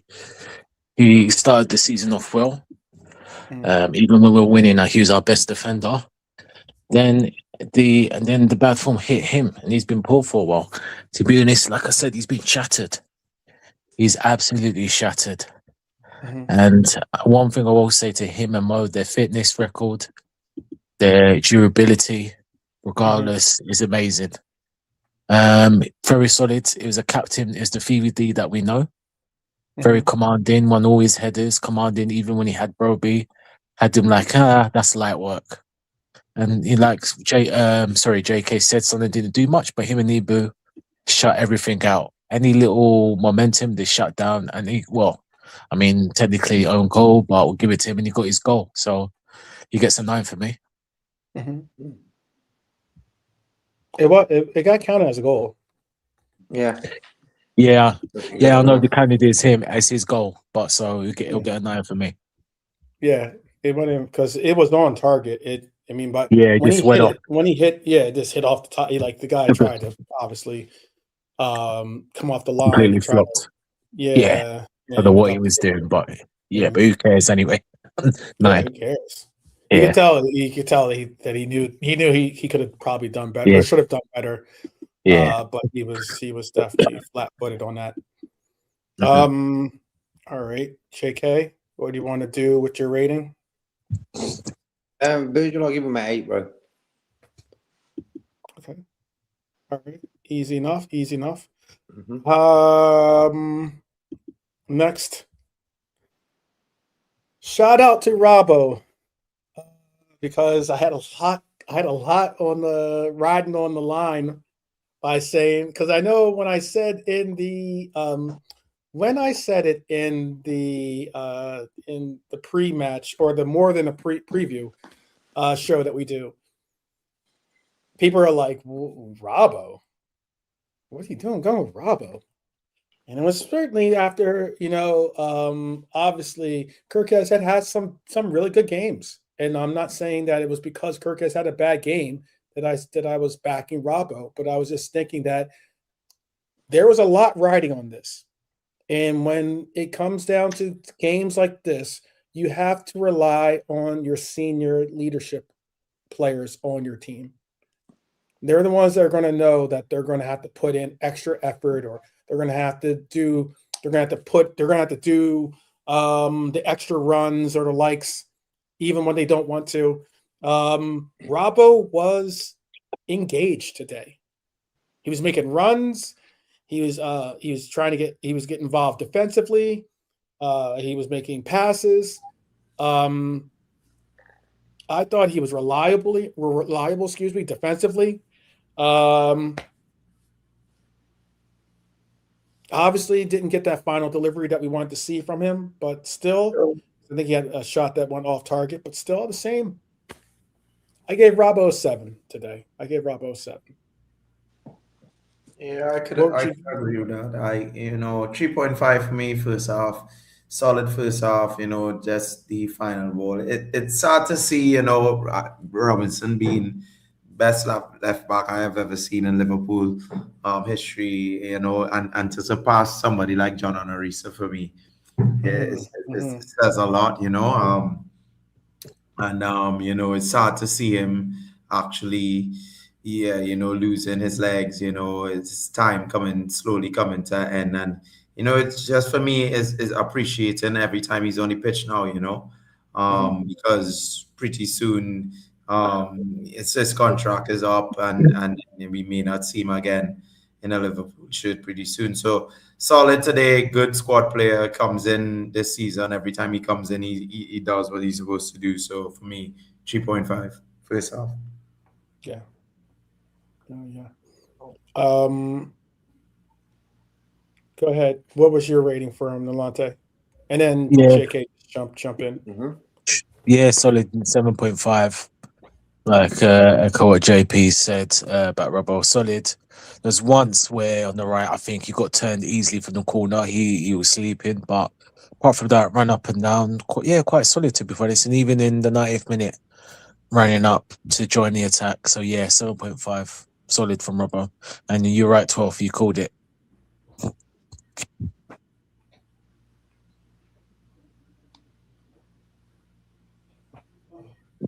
JK. I'll say a good 8. Long time no game, and it was a perfect sort of opposition to bring him back in. Away game against a bit of a loud crowd and stuff, so sound. So 8.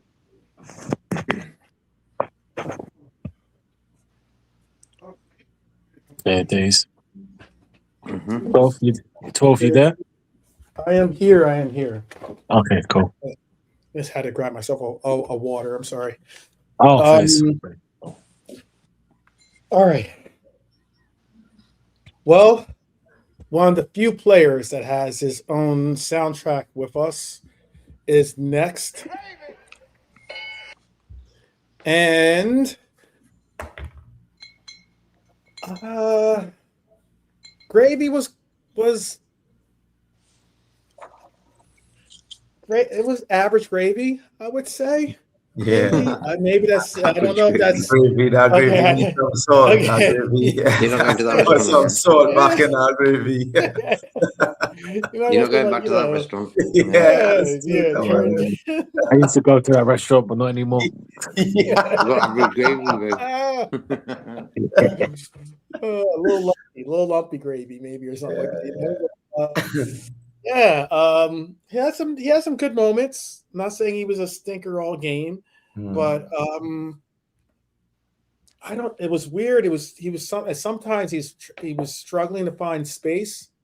I think he possibly could have done a little bit better with some of his passes, but I gave Gravy a 6 today.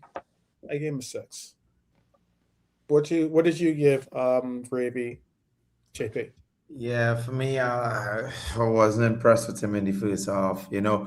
I gave him a 2 out of 5 first half. I wasn't impressed. Like for me, I think Gravenberch role is pretty simple for me in Liverpool. But like I think I could be wrong. I just think it could be like an ego thing for me that he wants to be the star midfielder, and now that you've seen like a person like Florian Wirtz, who is obviously the outright star, he kind of like wants to force things a little bit for me. And I think that's what hurting his game. And like there are many situations where I see that he could pass the Wirtz. And once you make that pass, you will look good, and because Wirtz will do something with the ball in the pocket. So but like he refuses to make that pass. So he delays so long that the pass is blocked.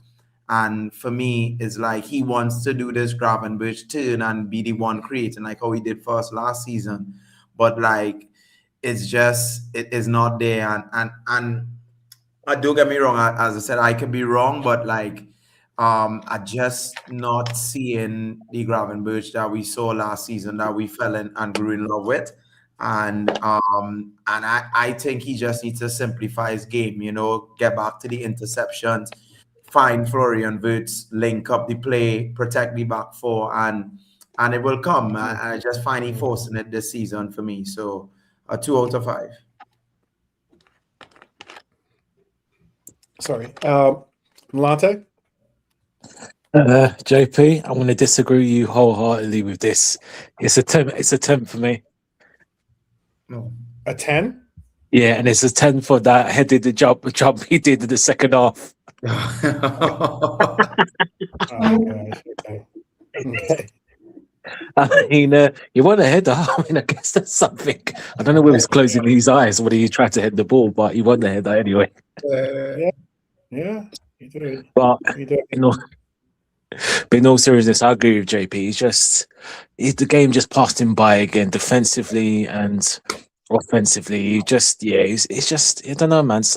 Yeah, something's wrong with Grav. He needs to be benched and regain his form. Yeah, it's not happening with him. Yeah, 5 for me. Okay. JK. Oh. Let me see if I can wake him up. You there, JK? You there, JK? It done the trick. There you go. Yeah. There you go. Everyone comes running when you hear gravy. You hear gravy, you're like, oh. I hear gravy. I'll bring gravy. Yeah. I said I want a bit of that.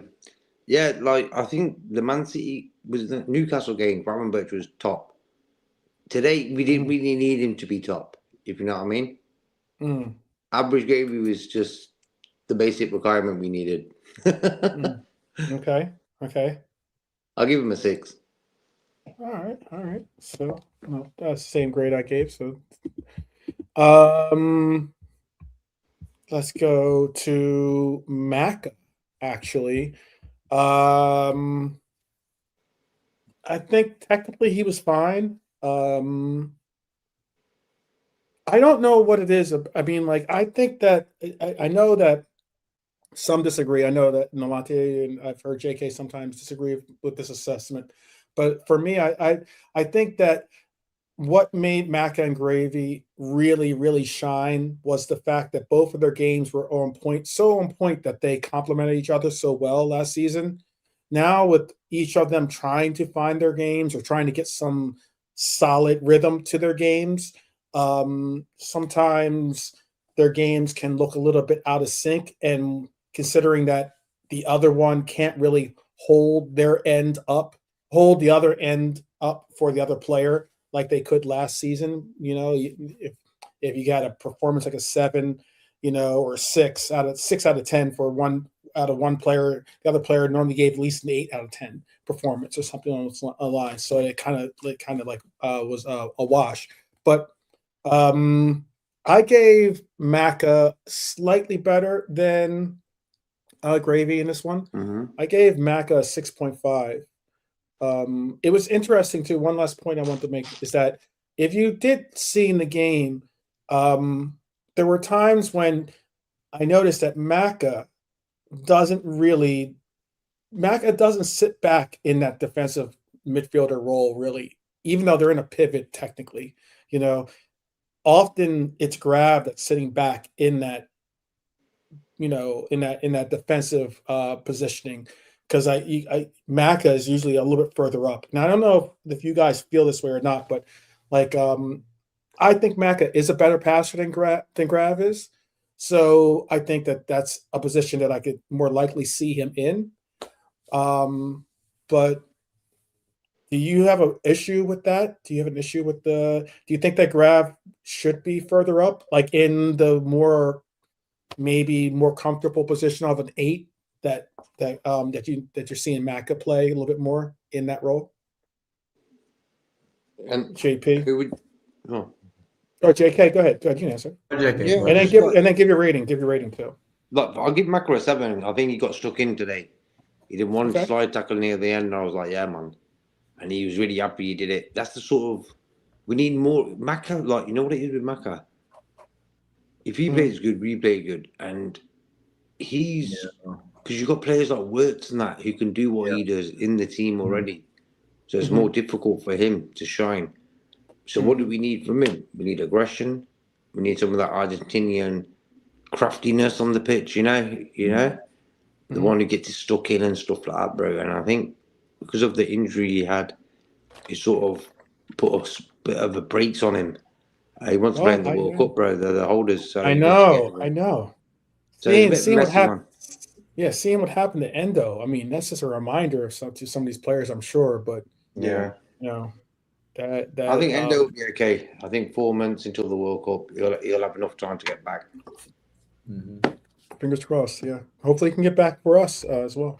Hopefully he can get back for us.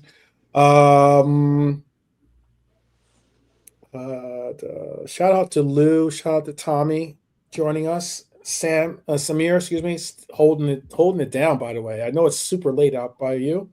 Big up. I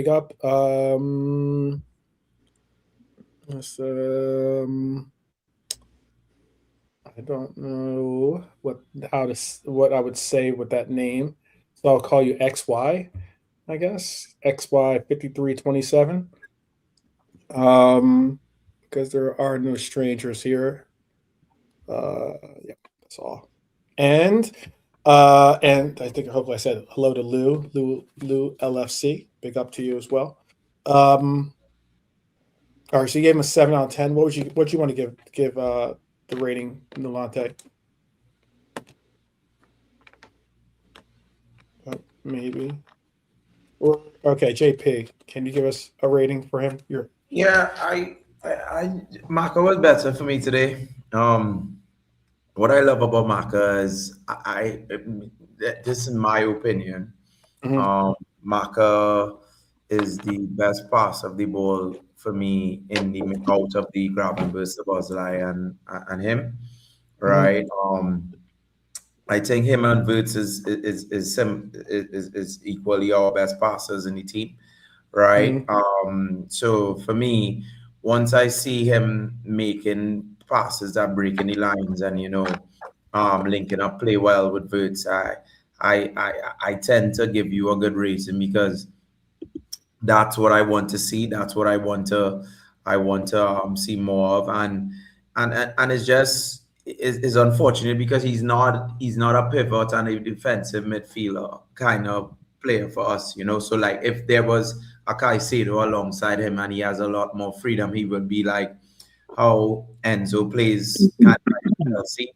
So you don't have much work. Yeah, so like.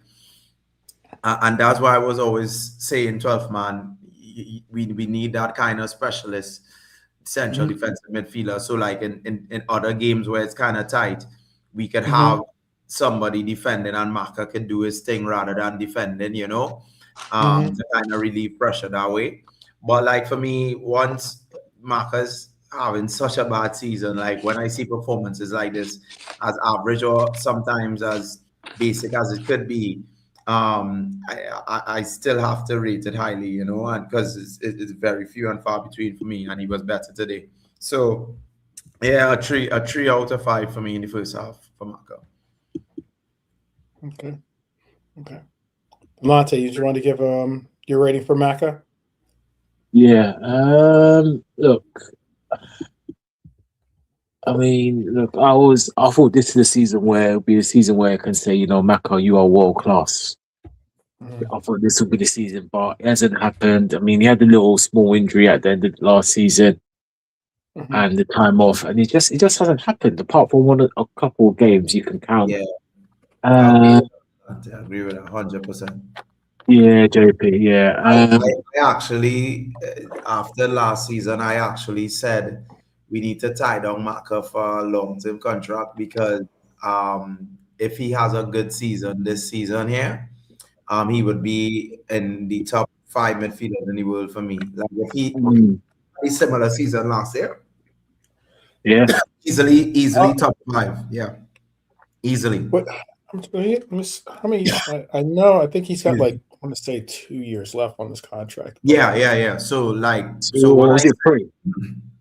I mean, including this year. Including this year. Yeah, okay. yeah. But like to tie him down to a longer contract because if what I said was he had such a good season last season, right? If he continued that and even improve on that, he would have been one of the top 5 midfielders in the world, right? Yeah. Because that season last season was close to world class, right? Yeah. Maka was really good last season. Him and Gravenberch were really good last season.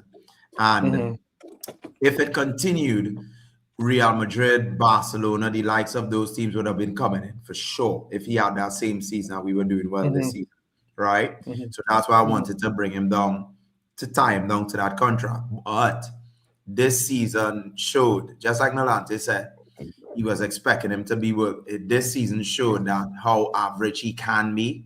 And for me, a world-class player would have figured it out by now, you know, so because that's what world-class players do. And it just goes to show that, yeah, maybe the world-class shout wasn't really quite there, but like, I don't know, maybe he waiting for a new manager to come in to raise the level again, and he protect himself for World Cup. Who knows? But like this season, it's not there for me. Yeah, big up Samir. That was yeah, I agree with that. I'm maybe this is the controversial take. All right, get ready for it. I know, I heard that. All right. I know. I got you. You're gonna get but but hear me out. Just hear me out. Maka this season, I understand, is not the level of player that we would like for him to be. Obviously, he's not playing to the level that he played last season. He was arguably our best midfielder last season. There is something to keep in mind, in my opinion, at least, and that is, it's a World Cup year. He plays on, if not one of the best teams in the world. Yeah, in Argentina, and is not a squad player. It isn't a squad player for them. Is one of the most important players on their team. Maka already has, his not followers, his the people that like his skills and and his fans and the likes in certain clubs. However, I think that you're going to see after this World Cup, it could put another push in us having to figure out if we're going to make an extension to his contract, because because both him, Grav, and Dom are all up in 2028. When they signed, we all signed them to the same 5-year deal or whatever it was, right? So all three of them are up in 2028. We are going to have to make some very, very big decisions. Yeah. And you're going to have two players, because Dom's team didn't make the World Cup, right? Yeah. So, No, they didn't. No. So there's two players that are going to be on high-profile teams that are going to certainly get a lot more attention if they have phenomenal World Cups. That's what happens a lot of times. You might have an average season, but players all of a sudden get a big boost in popularity and praise and admiration from a World Cup. Yep. So I'm interested to see what happens in the World Cup for him. I obviously want his performances to get better for us, obviously, but I think that we could still, if we wanted to, possibly cash in or make a long-term decision and continue on with Maka, depending on, if he can get his game back together in international play. And I'll be honest with you, I do watch a lot of the games of South American teams as they play. So I will go as far as to say, when I watch him play with Argentina, he is the Maka that we saw last season. Yeah, that we love. Yeah. Yeah. But it'll be interesting to see what happens. That's all I wanted to put in as. I don't know how controversial that is or not, but no, that's good take. Latte, you got pushback on. I know Latte wants to push back on. So I have a feeling that he would like to push back on it. Maybe, maybe not.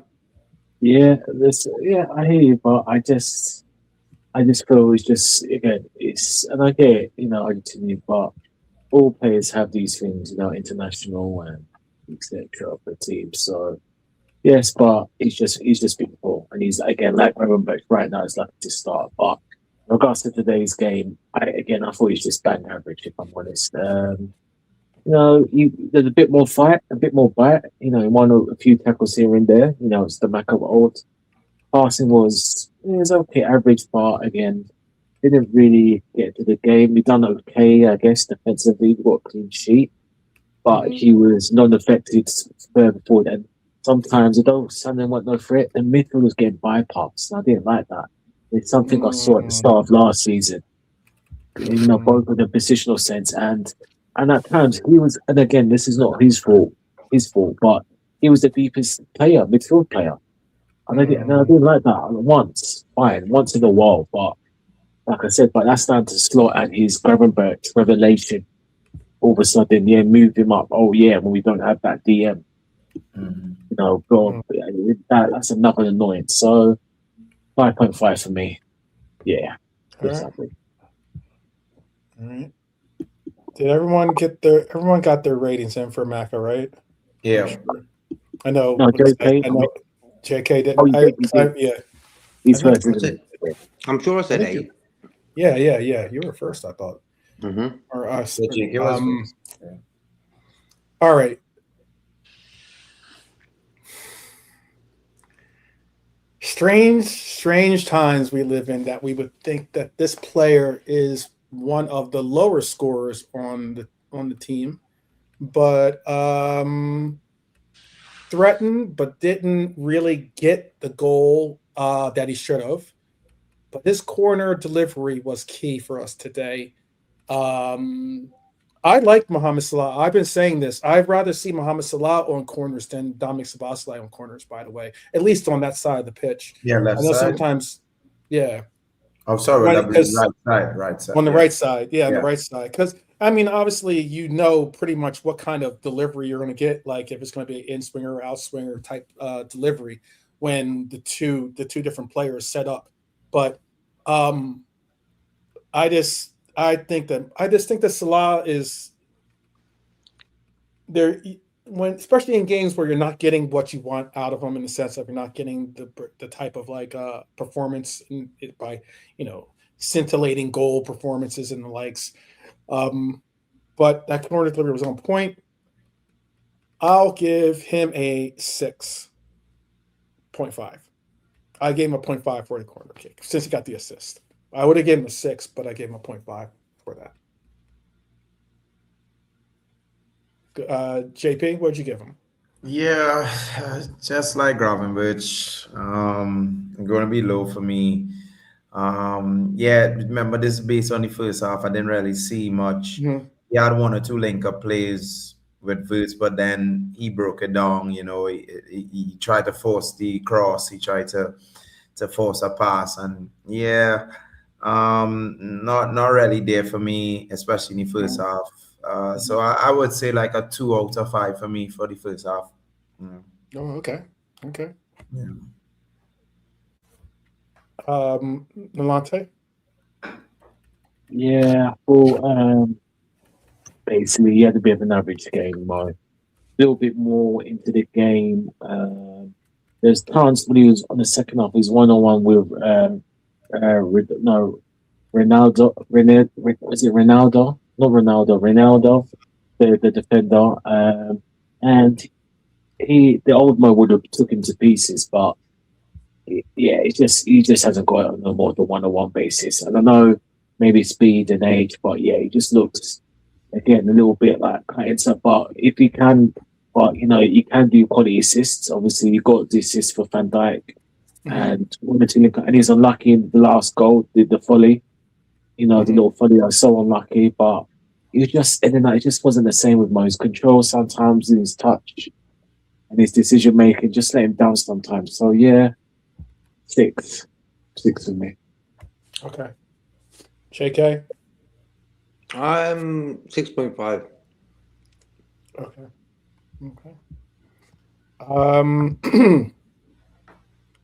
All right. Possibly the best, if not one of the best players on the pitch today. Hit the post.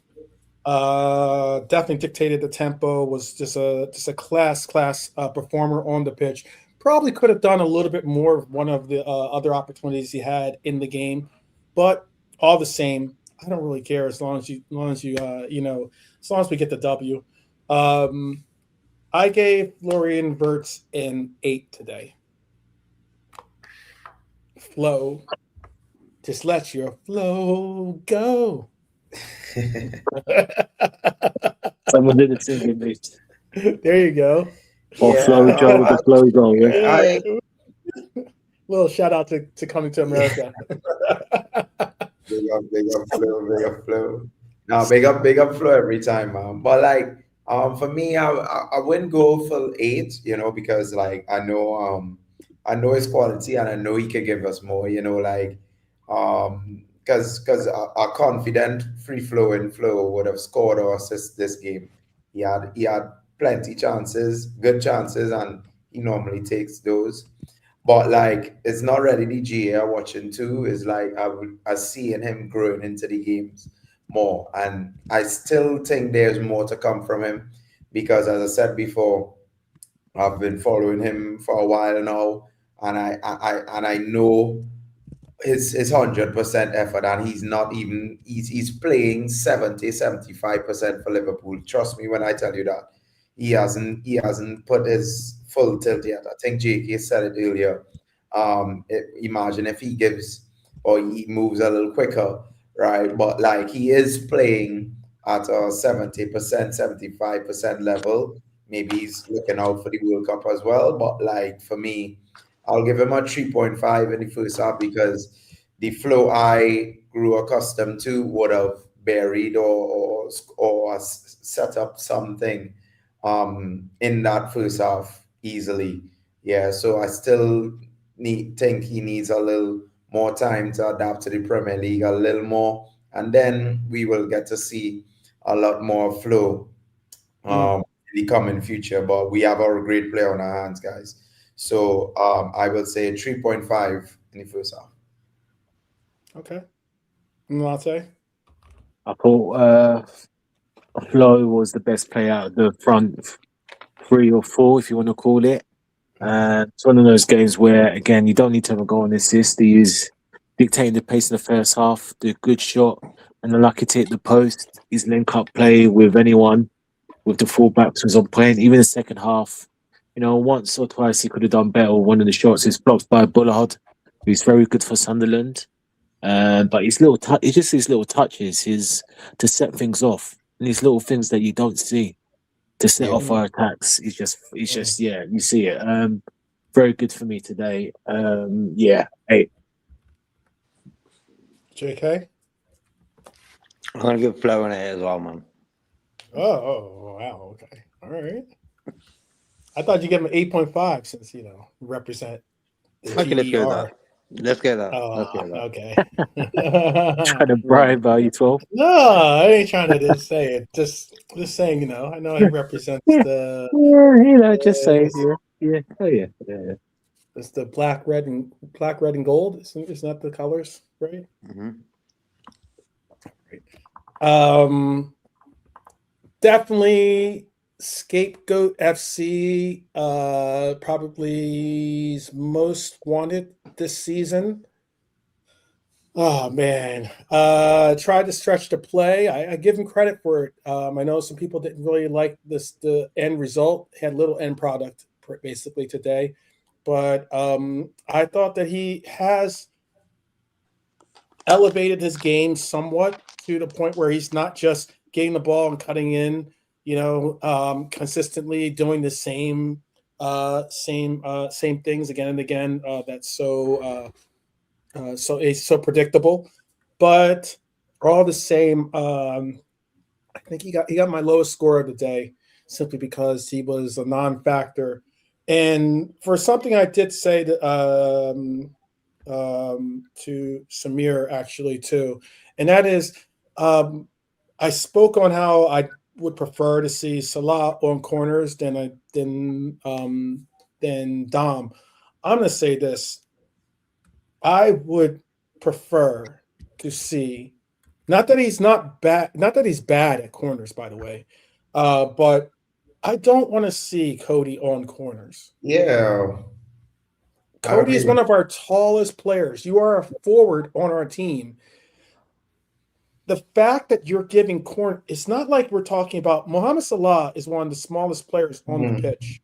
Mm-hmm. So I'm not expecting him to, get involved in corners and getting involved in all the, moving around in the box. Mm. But I don't want to see Cody taking corners. Especially when Wirtz on the pitch. Yeah. Wirtz takes corners for Germany. I would even go as far as to say I'd rather see Robbo back. Yeah. But not Gakpo, sure. Yeah.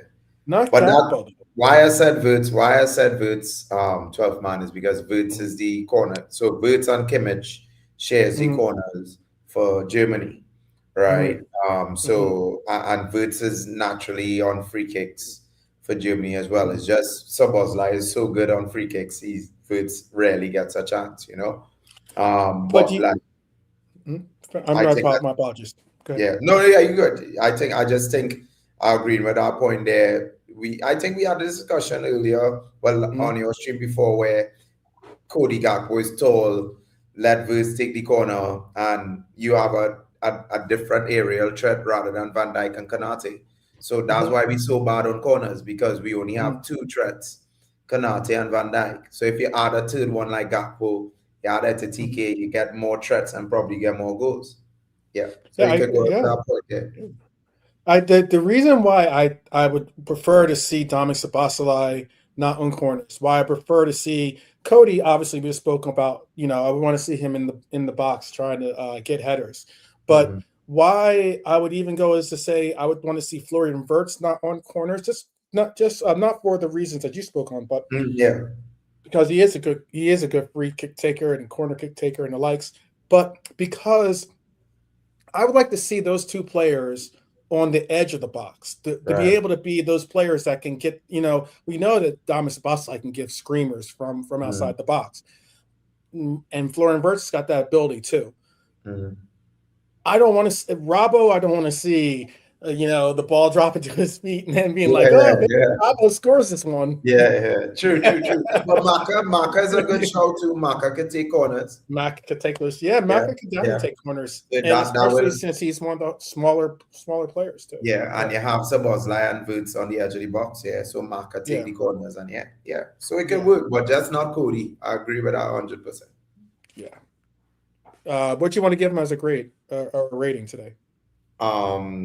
This is Cody. Yes. Yeah. Same as Salah, 2 out of 5. Try working hard, but not flowing for me this season.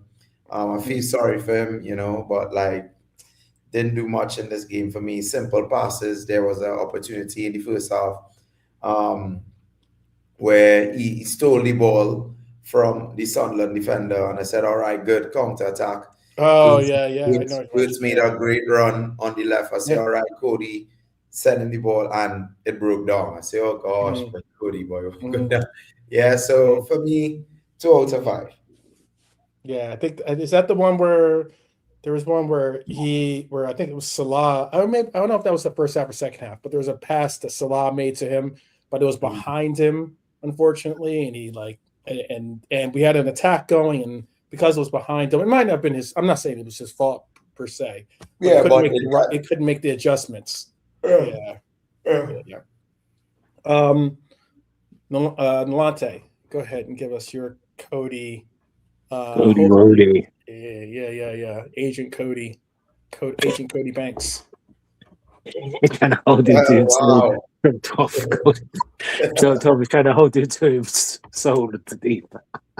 Yeah. Oh my God. Look, I'm not gonna lie. That's the reason why I call me, because he does a salute, but also because Agent Cody is just, that was a funny movie back in the day.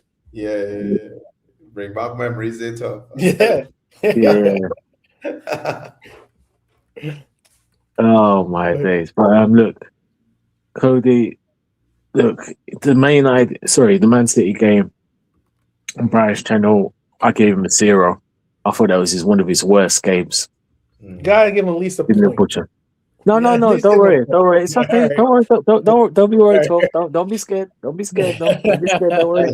I won't be giving him a 0. That's a spoiler. But look, today he was more involved in the game, basically.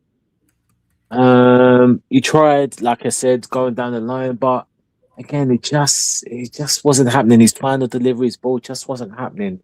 He tried. It's just his link-up play. It's just, and again, it wasn't him, Mo, Hugo. They're all off it today. Link-up play, and other stuff. Yeah, he links. Yeah, with Robbo, obviously, he's more of a play link-up. But again, even when he did, it's just off, and it's it's very, very worrying. But again, you go on 70-year-old on the bench, who I'm not saying start, but just give him something. You know what I mean? 4 for me. 4 for Cody. All right. JK, tell us what you and Smokey thought of Cody. Smokey. Smokey silent. That says it all. That says it all, bro. He's speechless. He's Bartless. What can you say, bro? He needs to get involved, man. I'll give him a 5. Okay. Mm-hmm.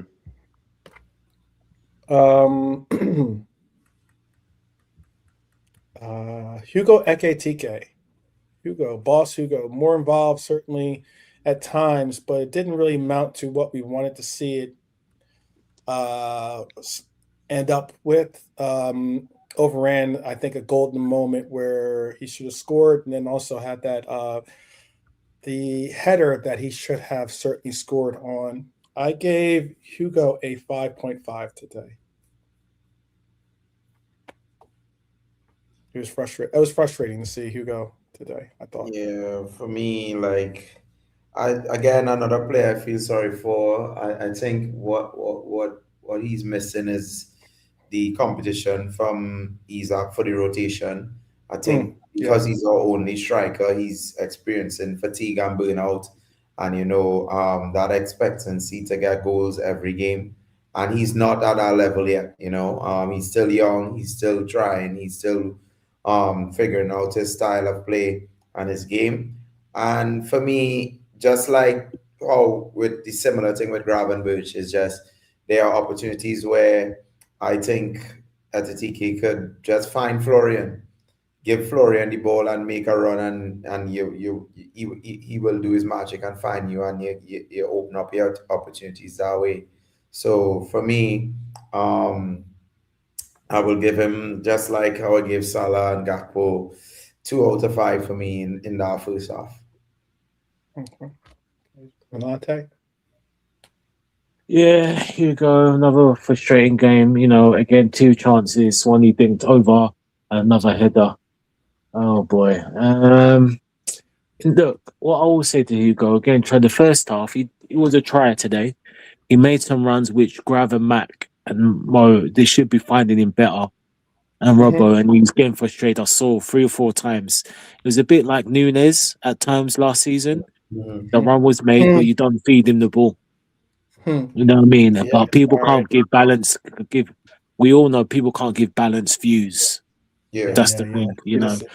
You just reminded me of Lawrence McKenna. Lawrence McKenna actually answered me directly to something I said. Oh, did he? Yeah, I know. I had discussion with some people guys there. about that later on. Yeah, another episode, guys.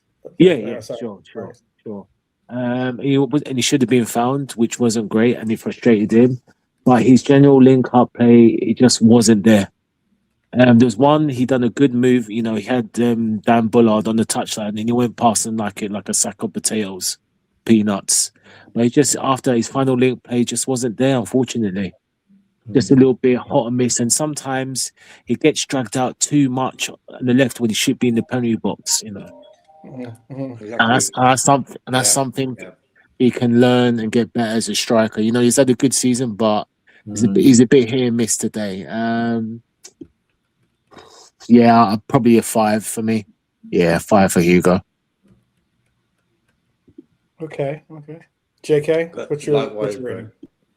Because there was times in the game I was like, who's up top? I was like, we need someone in the middle, in the box. Robbo had the ball on the left. He just needed a nice little cross in the box. Who was there, bro? There was 4 there, defenders, no one in the box. So, attacking wise, our front 3 went great today. Well, yesterday. So, yeah, I'm going to give him a 5. Okay. All right, so on to the subs. There are only 3 subs. I'll let Malante and JK do the sub ratings. I'll give Malante Curtis Jones, and I'll give JK Joe Gomez. Or no, I'll give Malante Joe Gomez, actually, since that's his name. That's right. Yeah, that's right. There you go. I wouldn't hear the end of it probably if I didn't. And, go ahead, JK. Give us your rating on Cujo. On who, bro? On Curtis Jones. Cujo. Cujo. Oh, Cujo. Okay. Right. What? I think he was young when he came on. I never saw that. I guess. Did you ever see that movie? That was a movie back in the day too. Kojo. It was about a rabbit dog. He got like rabies, and the dog went crazy, and it was like a horror movie, and the dog was like attacking and killing people and stuff, or unaliving people, I guess, or however to say it. But yeah, but it was just that I'm just saying he's got the dog in him. That's why I call him Cujo. He's got a dog. I'm gonna give him a 7, bro, because I think when he came on, he was the one who was running after people and getting stuck in. Yeah, agreed. He brought a lot of energy when he came on, so that was for me sound. 7. Okay. All right. Joe Gomez. Yeah, my guy. Good to see him back. He had 1 or 2 moments with the Sunderland sub, which got past him twice. But after that, he's really solid, easy. Made the goods, which they're waxing lyrical about. I don't know why, but yeah, exactly. Yeah. Really That like was nice quality, and bro. yeah, That was quality. Like, yeah, calm and collected. But that's what Joji's about. And yeah, man, done his thing really. Apart from 1 or 2 moments, solid for the rest of the game. But I'll just give him a 6. So it's a solid 6 for me for his time on the field.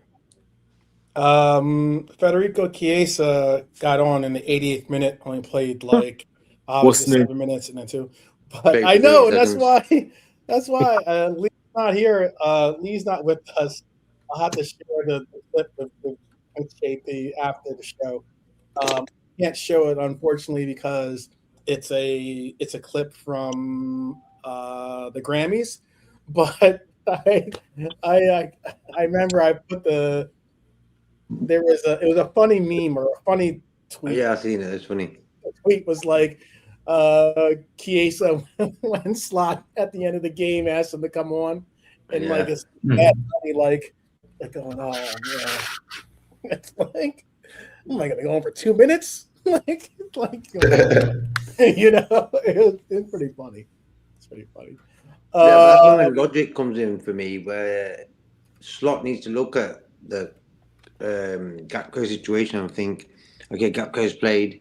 What did he offer? Really, not that much. So you know what? I'm going to play Chiesa on that left side for 1 game, just to see what he can offer a bit more, and it might kick Cody's confidence back in check. Then you know what I mean? Thinking, oh, I need to fight for my position. Yeah. Agreed.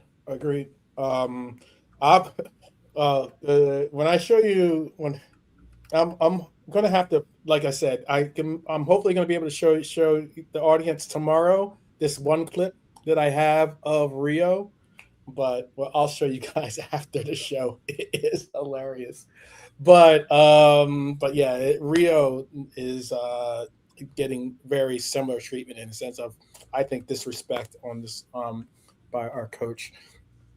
Yeah, but the thing is, Slot's worried if he plays him and he loses, he's gonna get, oh, what did you pick the lad for?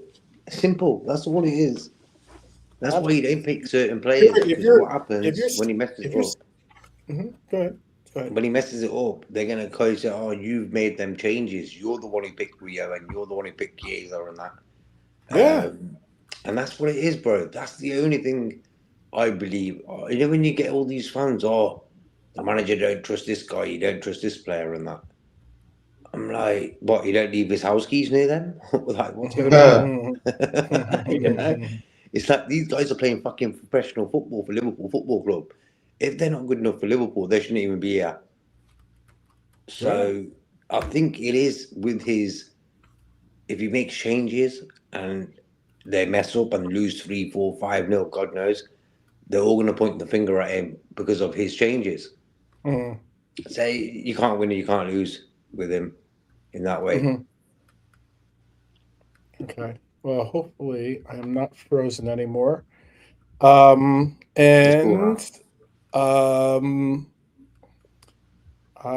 Biz is saying, I think that's Blizz. Blizz is saying, big up Blizz. I remember you're the because I think he's got Spider-Man in his avatar. I remember seeing him before.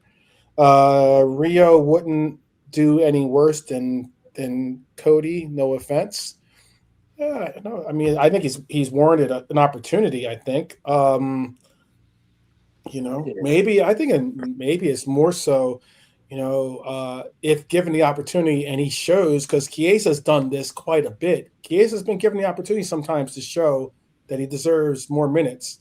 He goes out there, he gets a goal or gets an assist or gets into or he gets involved and shows intensity. And then, and it's kind of like, oh, am I going to be forced to play this guy? I think that maybe that could be the case with Rio too, maybe. Because I know Rio scored that fantastic goal for us against Newcastle. And the first thing Arne Slot wanted to do was lower the temperature, lower the praise. And he's got to do this. He's still got, he did his Brendan Rodgers meets Raheem Sterling type situation, but it is what it is. It definitely is what it is. Man of the match. All right. I'm gonna just we can all nominate a man of the match, obviously. I am going to nominate my captain, your captain, our captain, clutch clutch when we needed him to be clutch. Virgil van Dijk.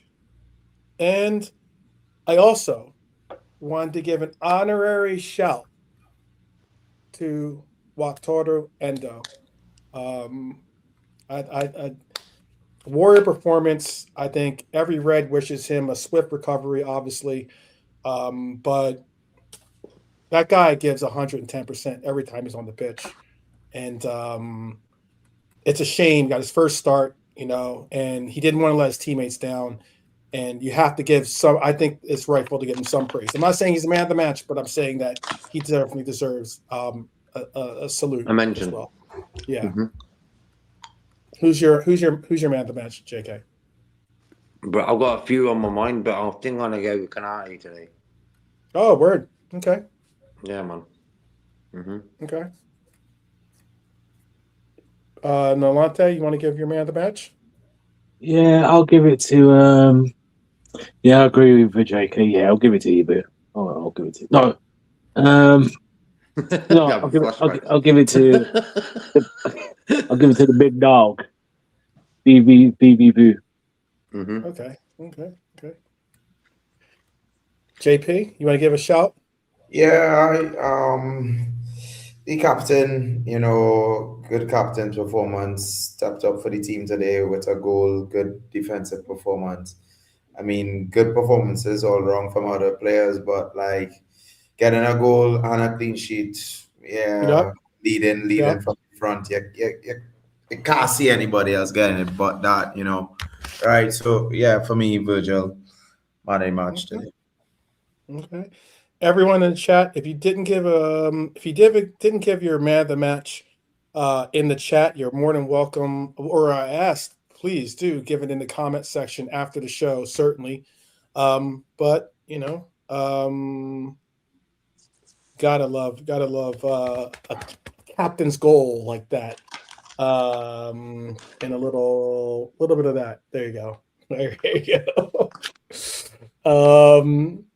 They did the goal sell. They do. What was kind of cool is when he scored the goal.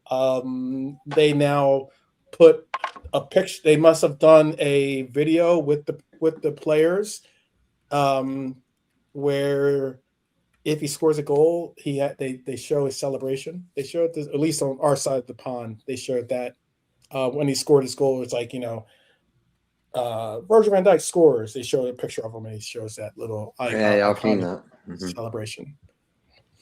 All right. So before we end the show, because we're coming in on the 2.5 hour mark, I told you I do have a moment of red zen for you. So I just wanted to give a couple of shouts before we do. I wanted to definitely recognize. This is our number one, AB number one, formerly AB13. We're 13, okay? But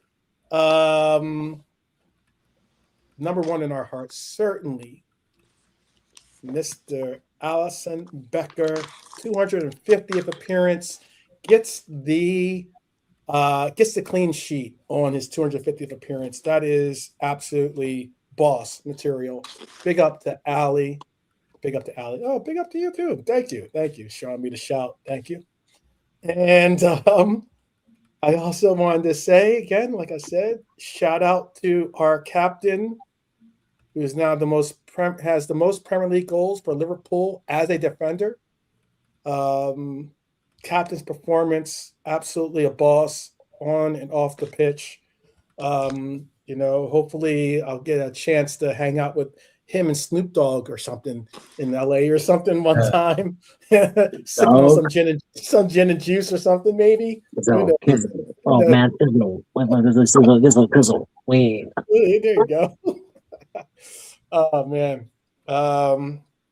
Funny settings too, yeah. And Snoop Dogg's over and he's one of the correspondents, one of the pundits. He's like the ambassador pundit, I guess you want to call it that. for the Olympics actually this season. This year. Yeah, he is. Wow. Yeah. I'm just hoping he gets through customs. So, all right. Anyway, doesn't get in trouble. And like I said before, I also wanted to give a shout out to our number 3, Bon Bon Me. Number 3. That's what the number 3 is in Japanese. Big up, Bon Bon Me. Speedy recovery. All the best, brother. Big up, Endo. And what is it that? All right, so let me bring this up here. Sorry. Like Even I said, Sunderland's Twitter page wished Endo a good recovery. that's That's what's nice up. to see, man.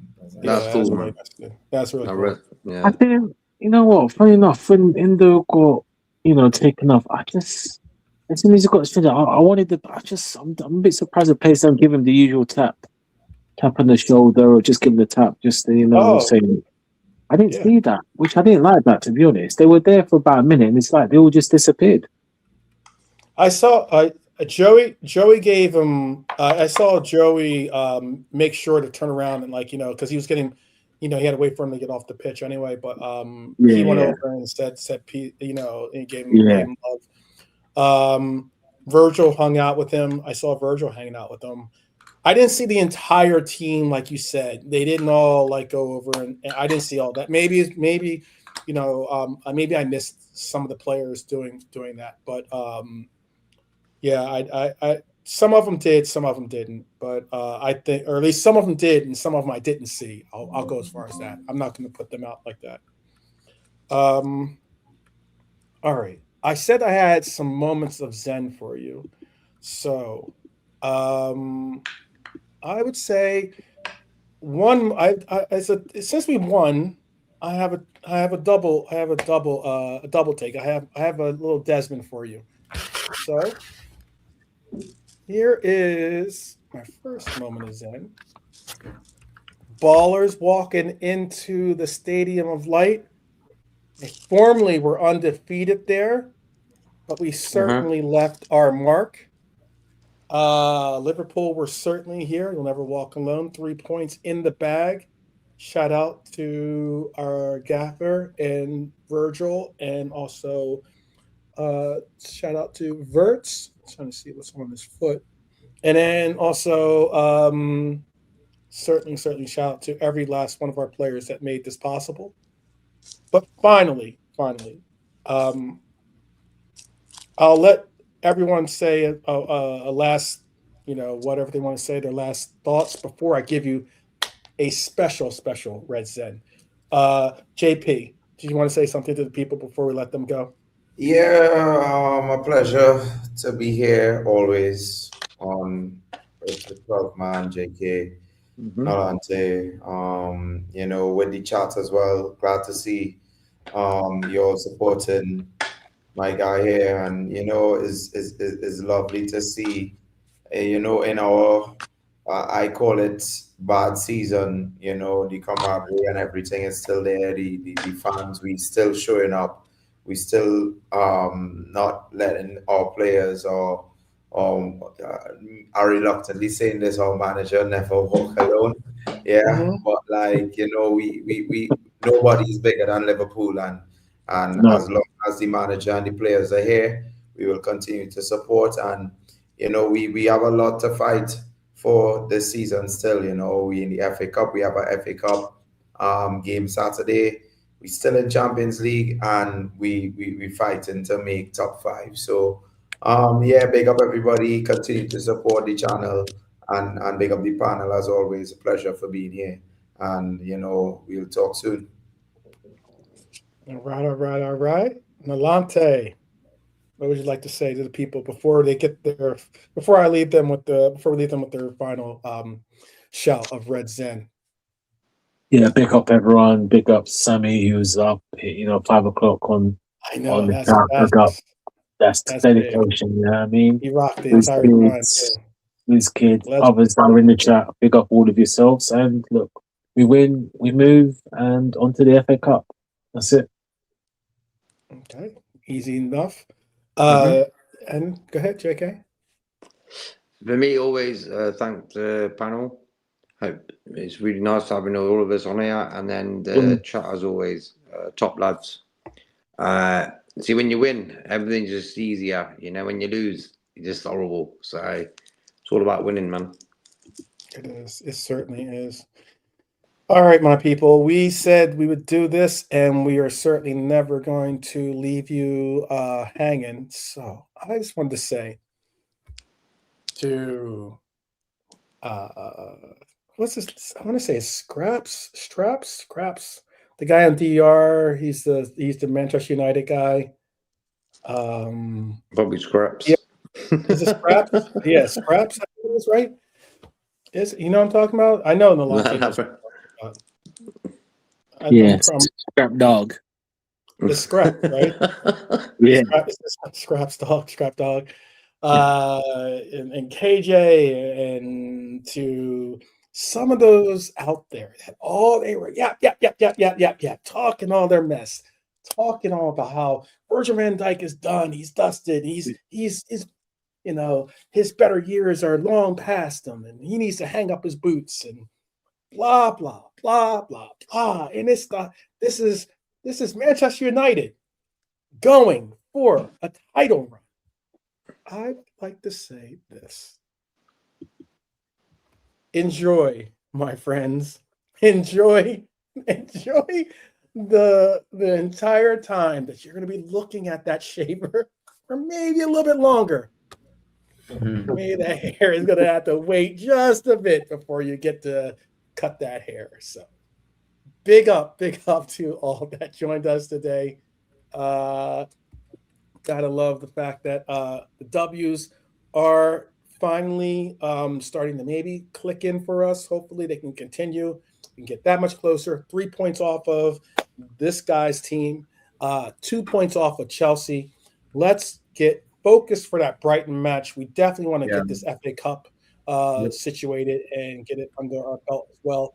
Brighton lost 1-0, I believe, today. And hey, they got to come to our house. Let's make sure we do what we need to do on our end. But until tomorrow, I'll have a show tomorrow, and we'll be back hopefully with some assortment of this panel, if not more. And hey, you'll never walk alone is certainly not something that you say lightly, but I always say certainly with strength as well, up the Reds each and every time. So we'll see you guys tomorrow. Until then, take care.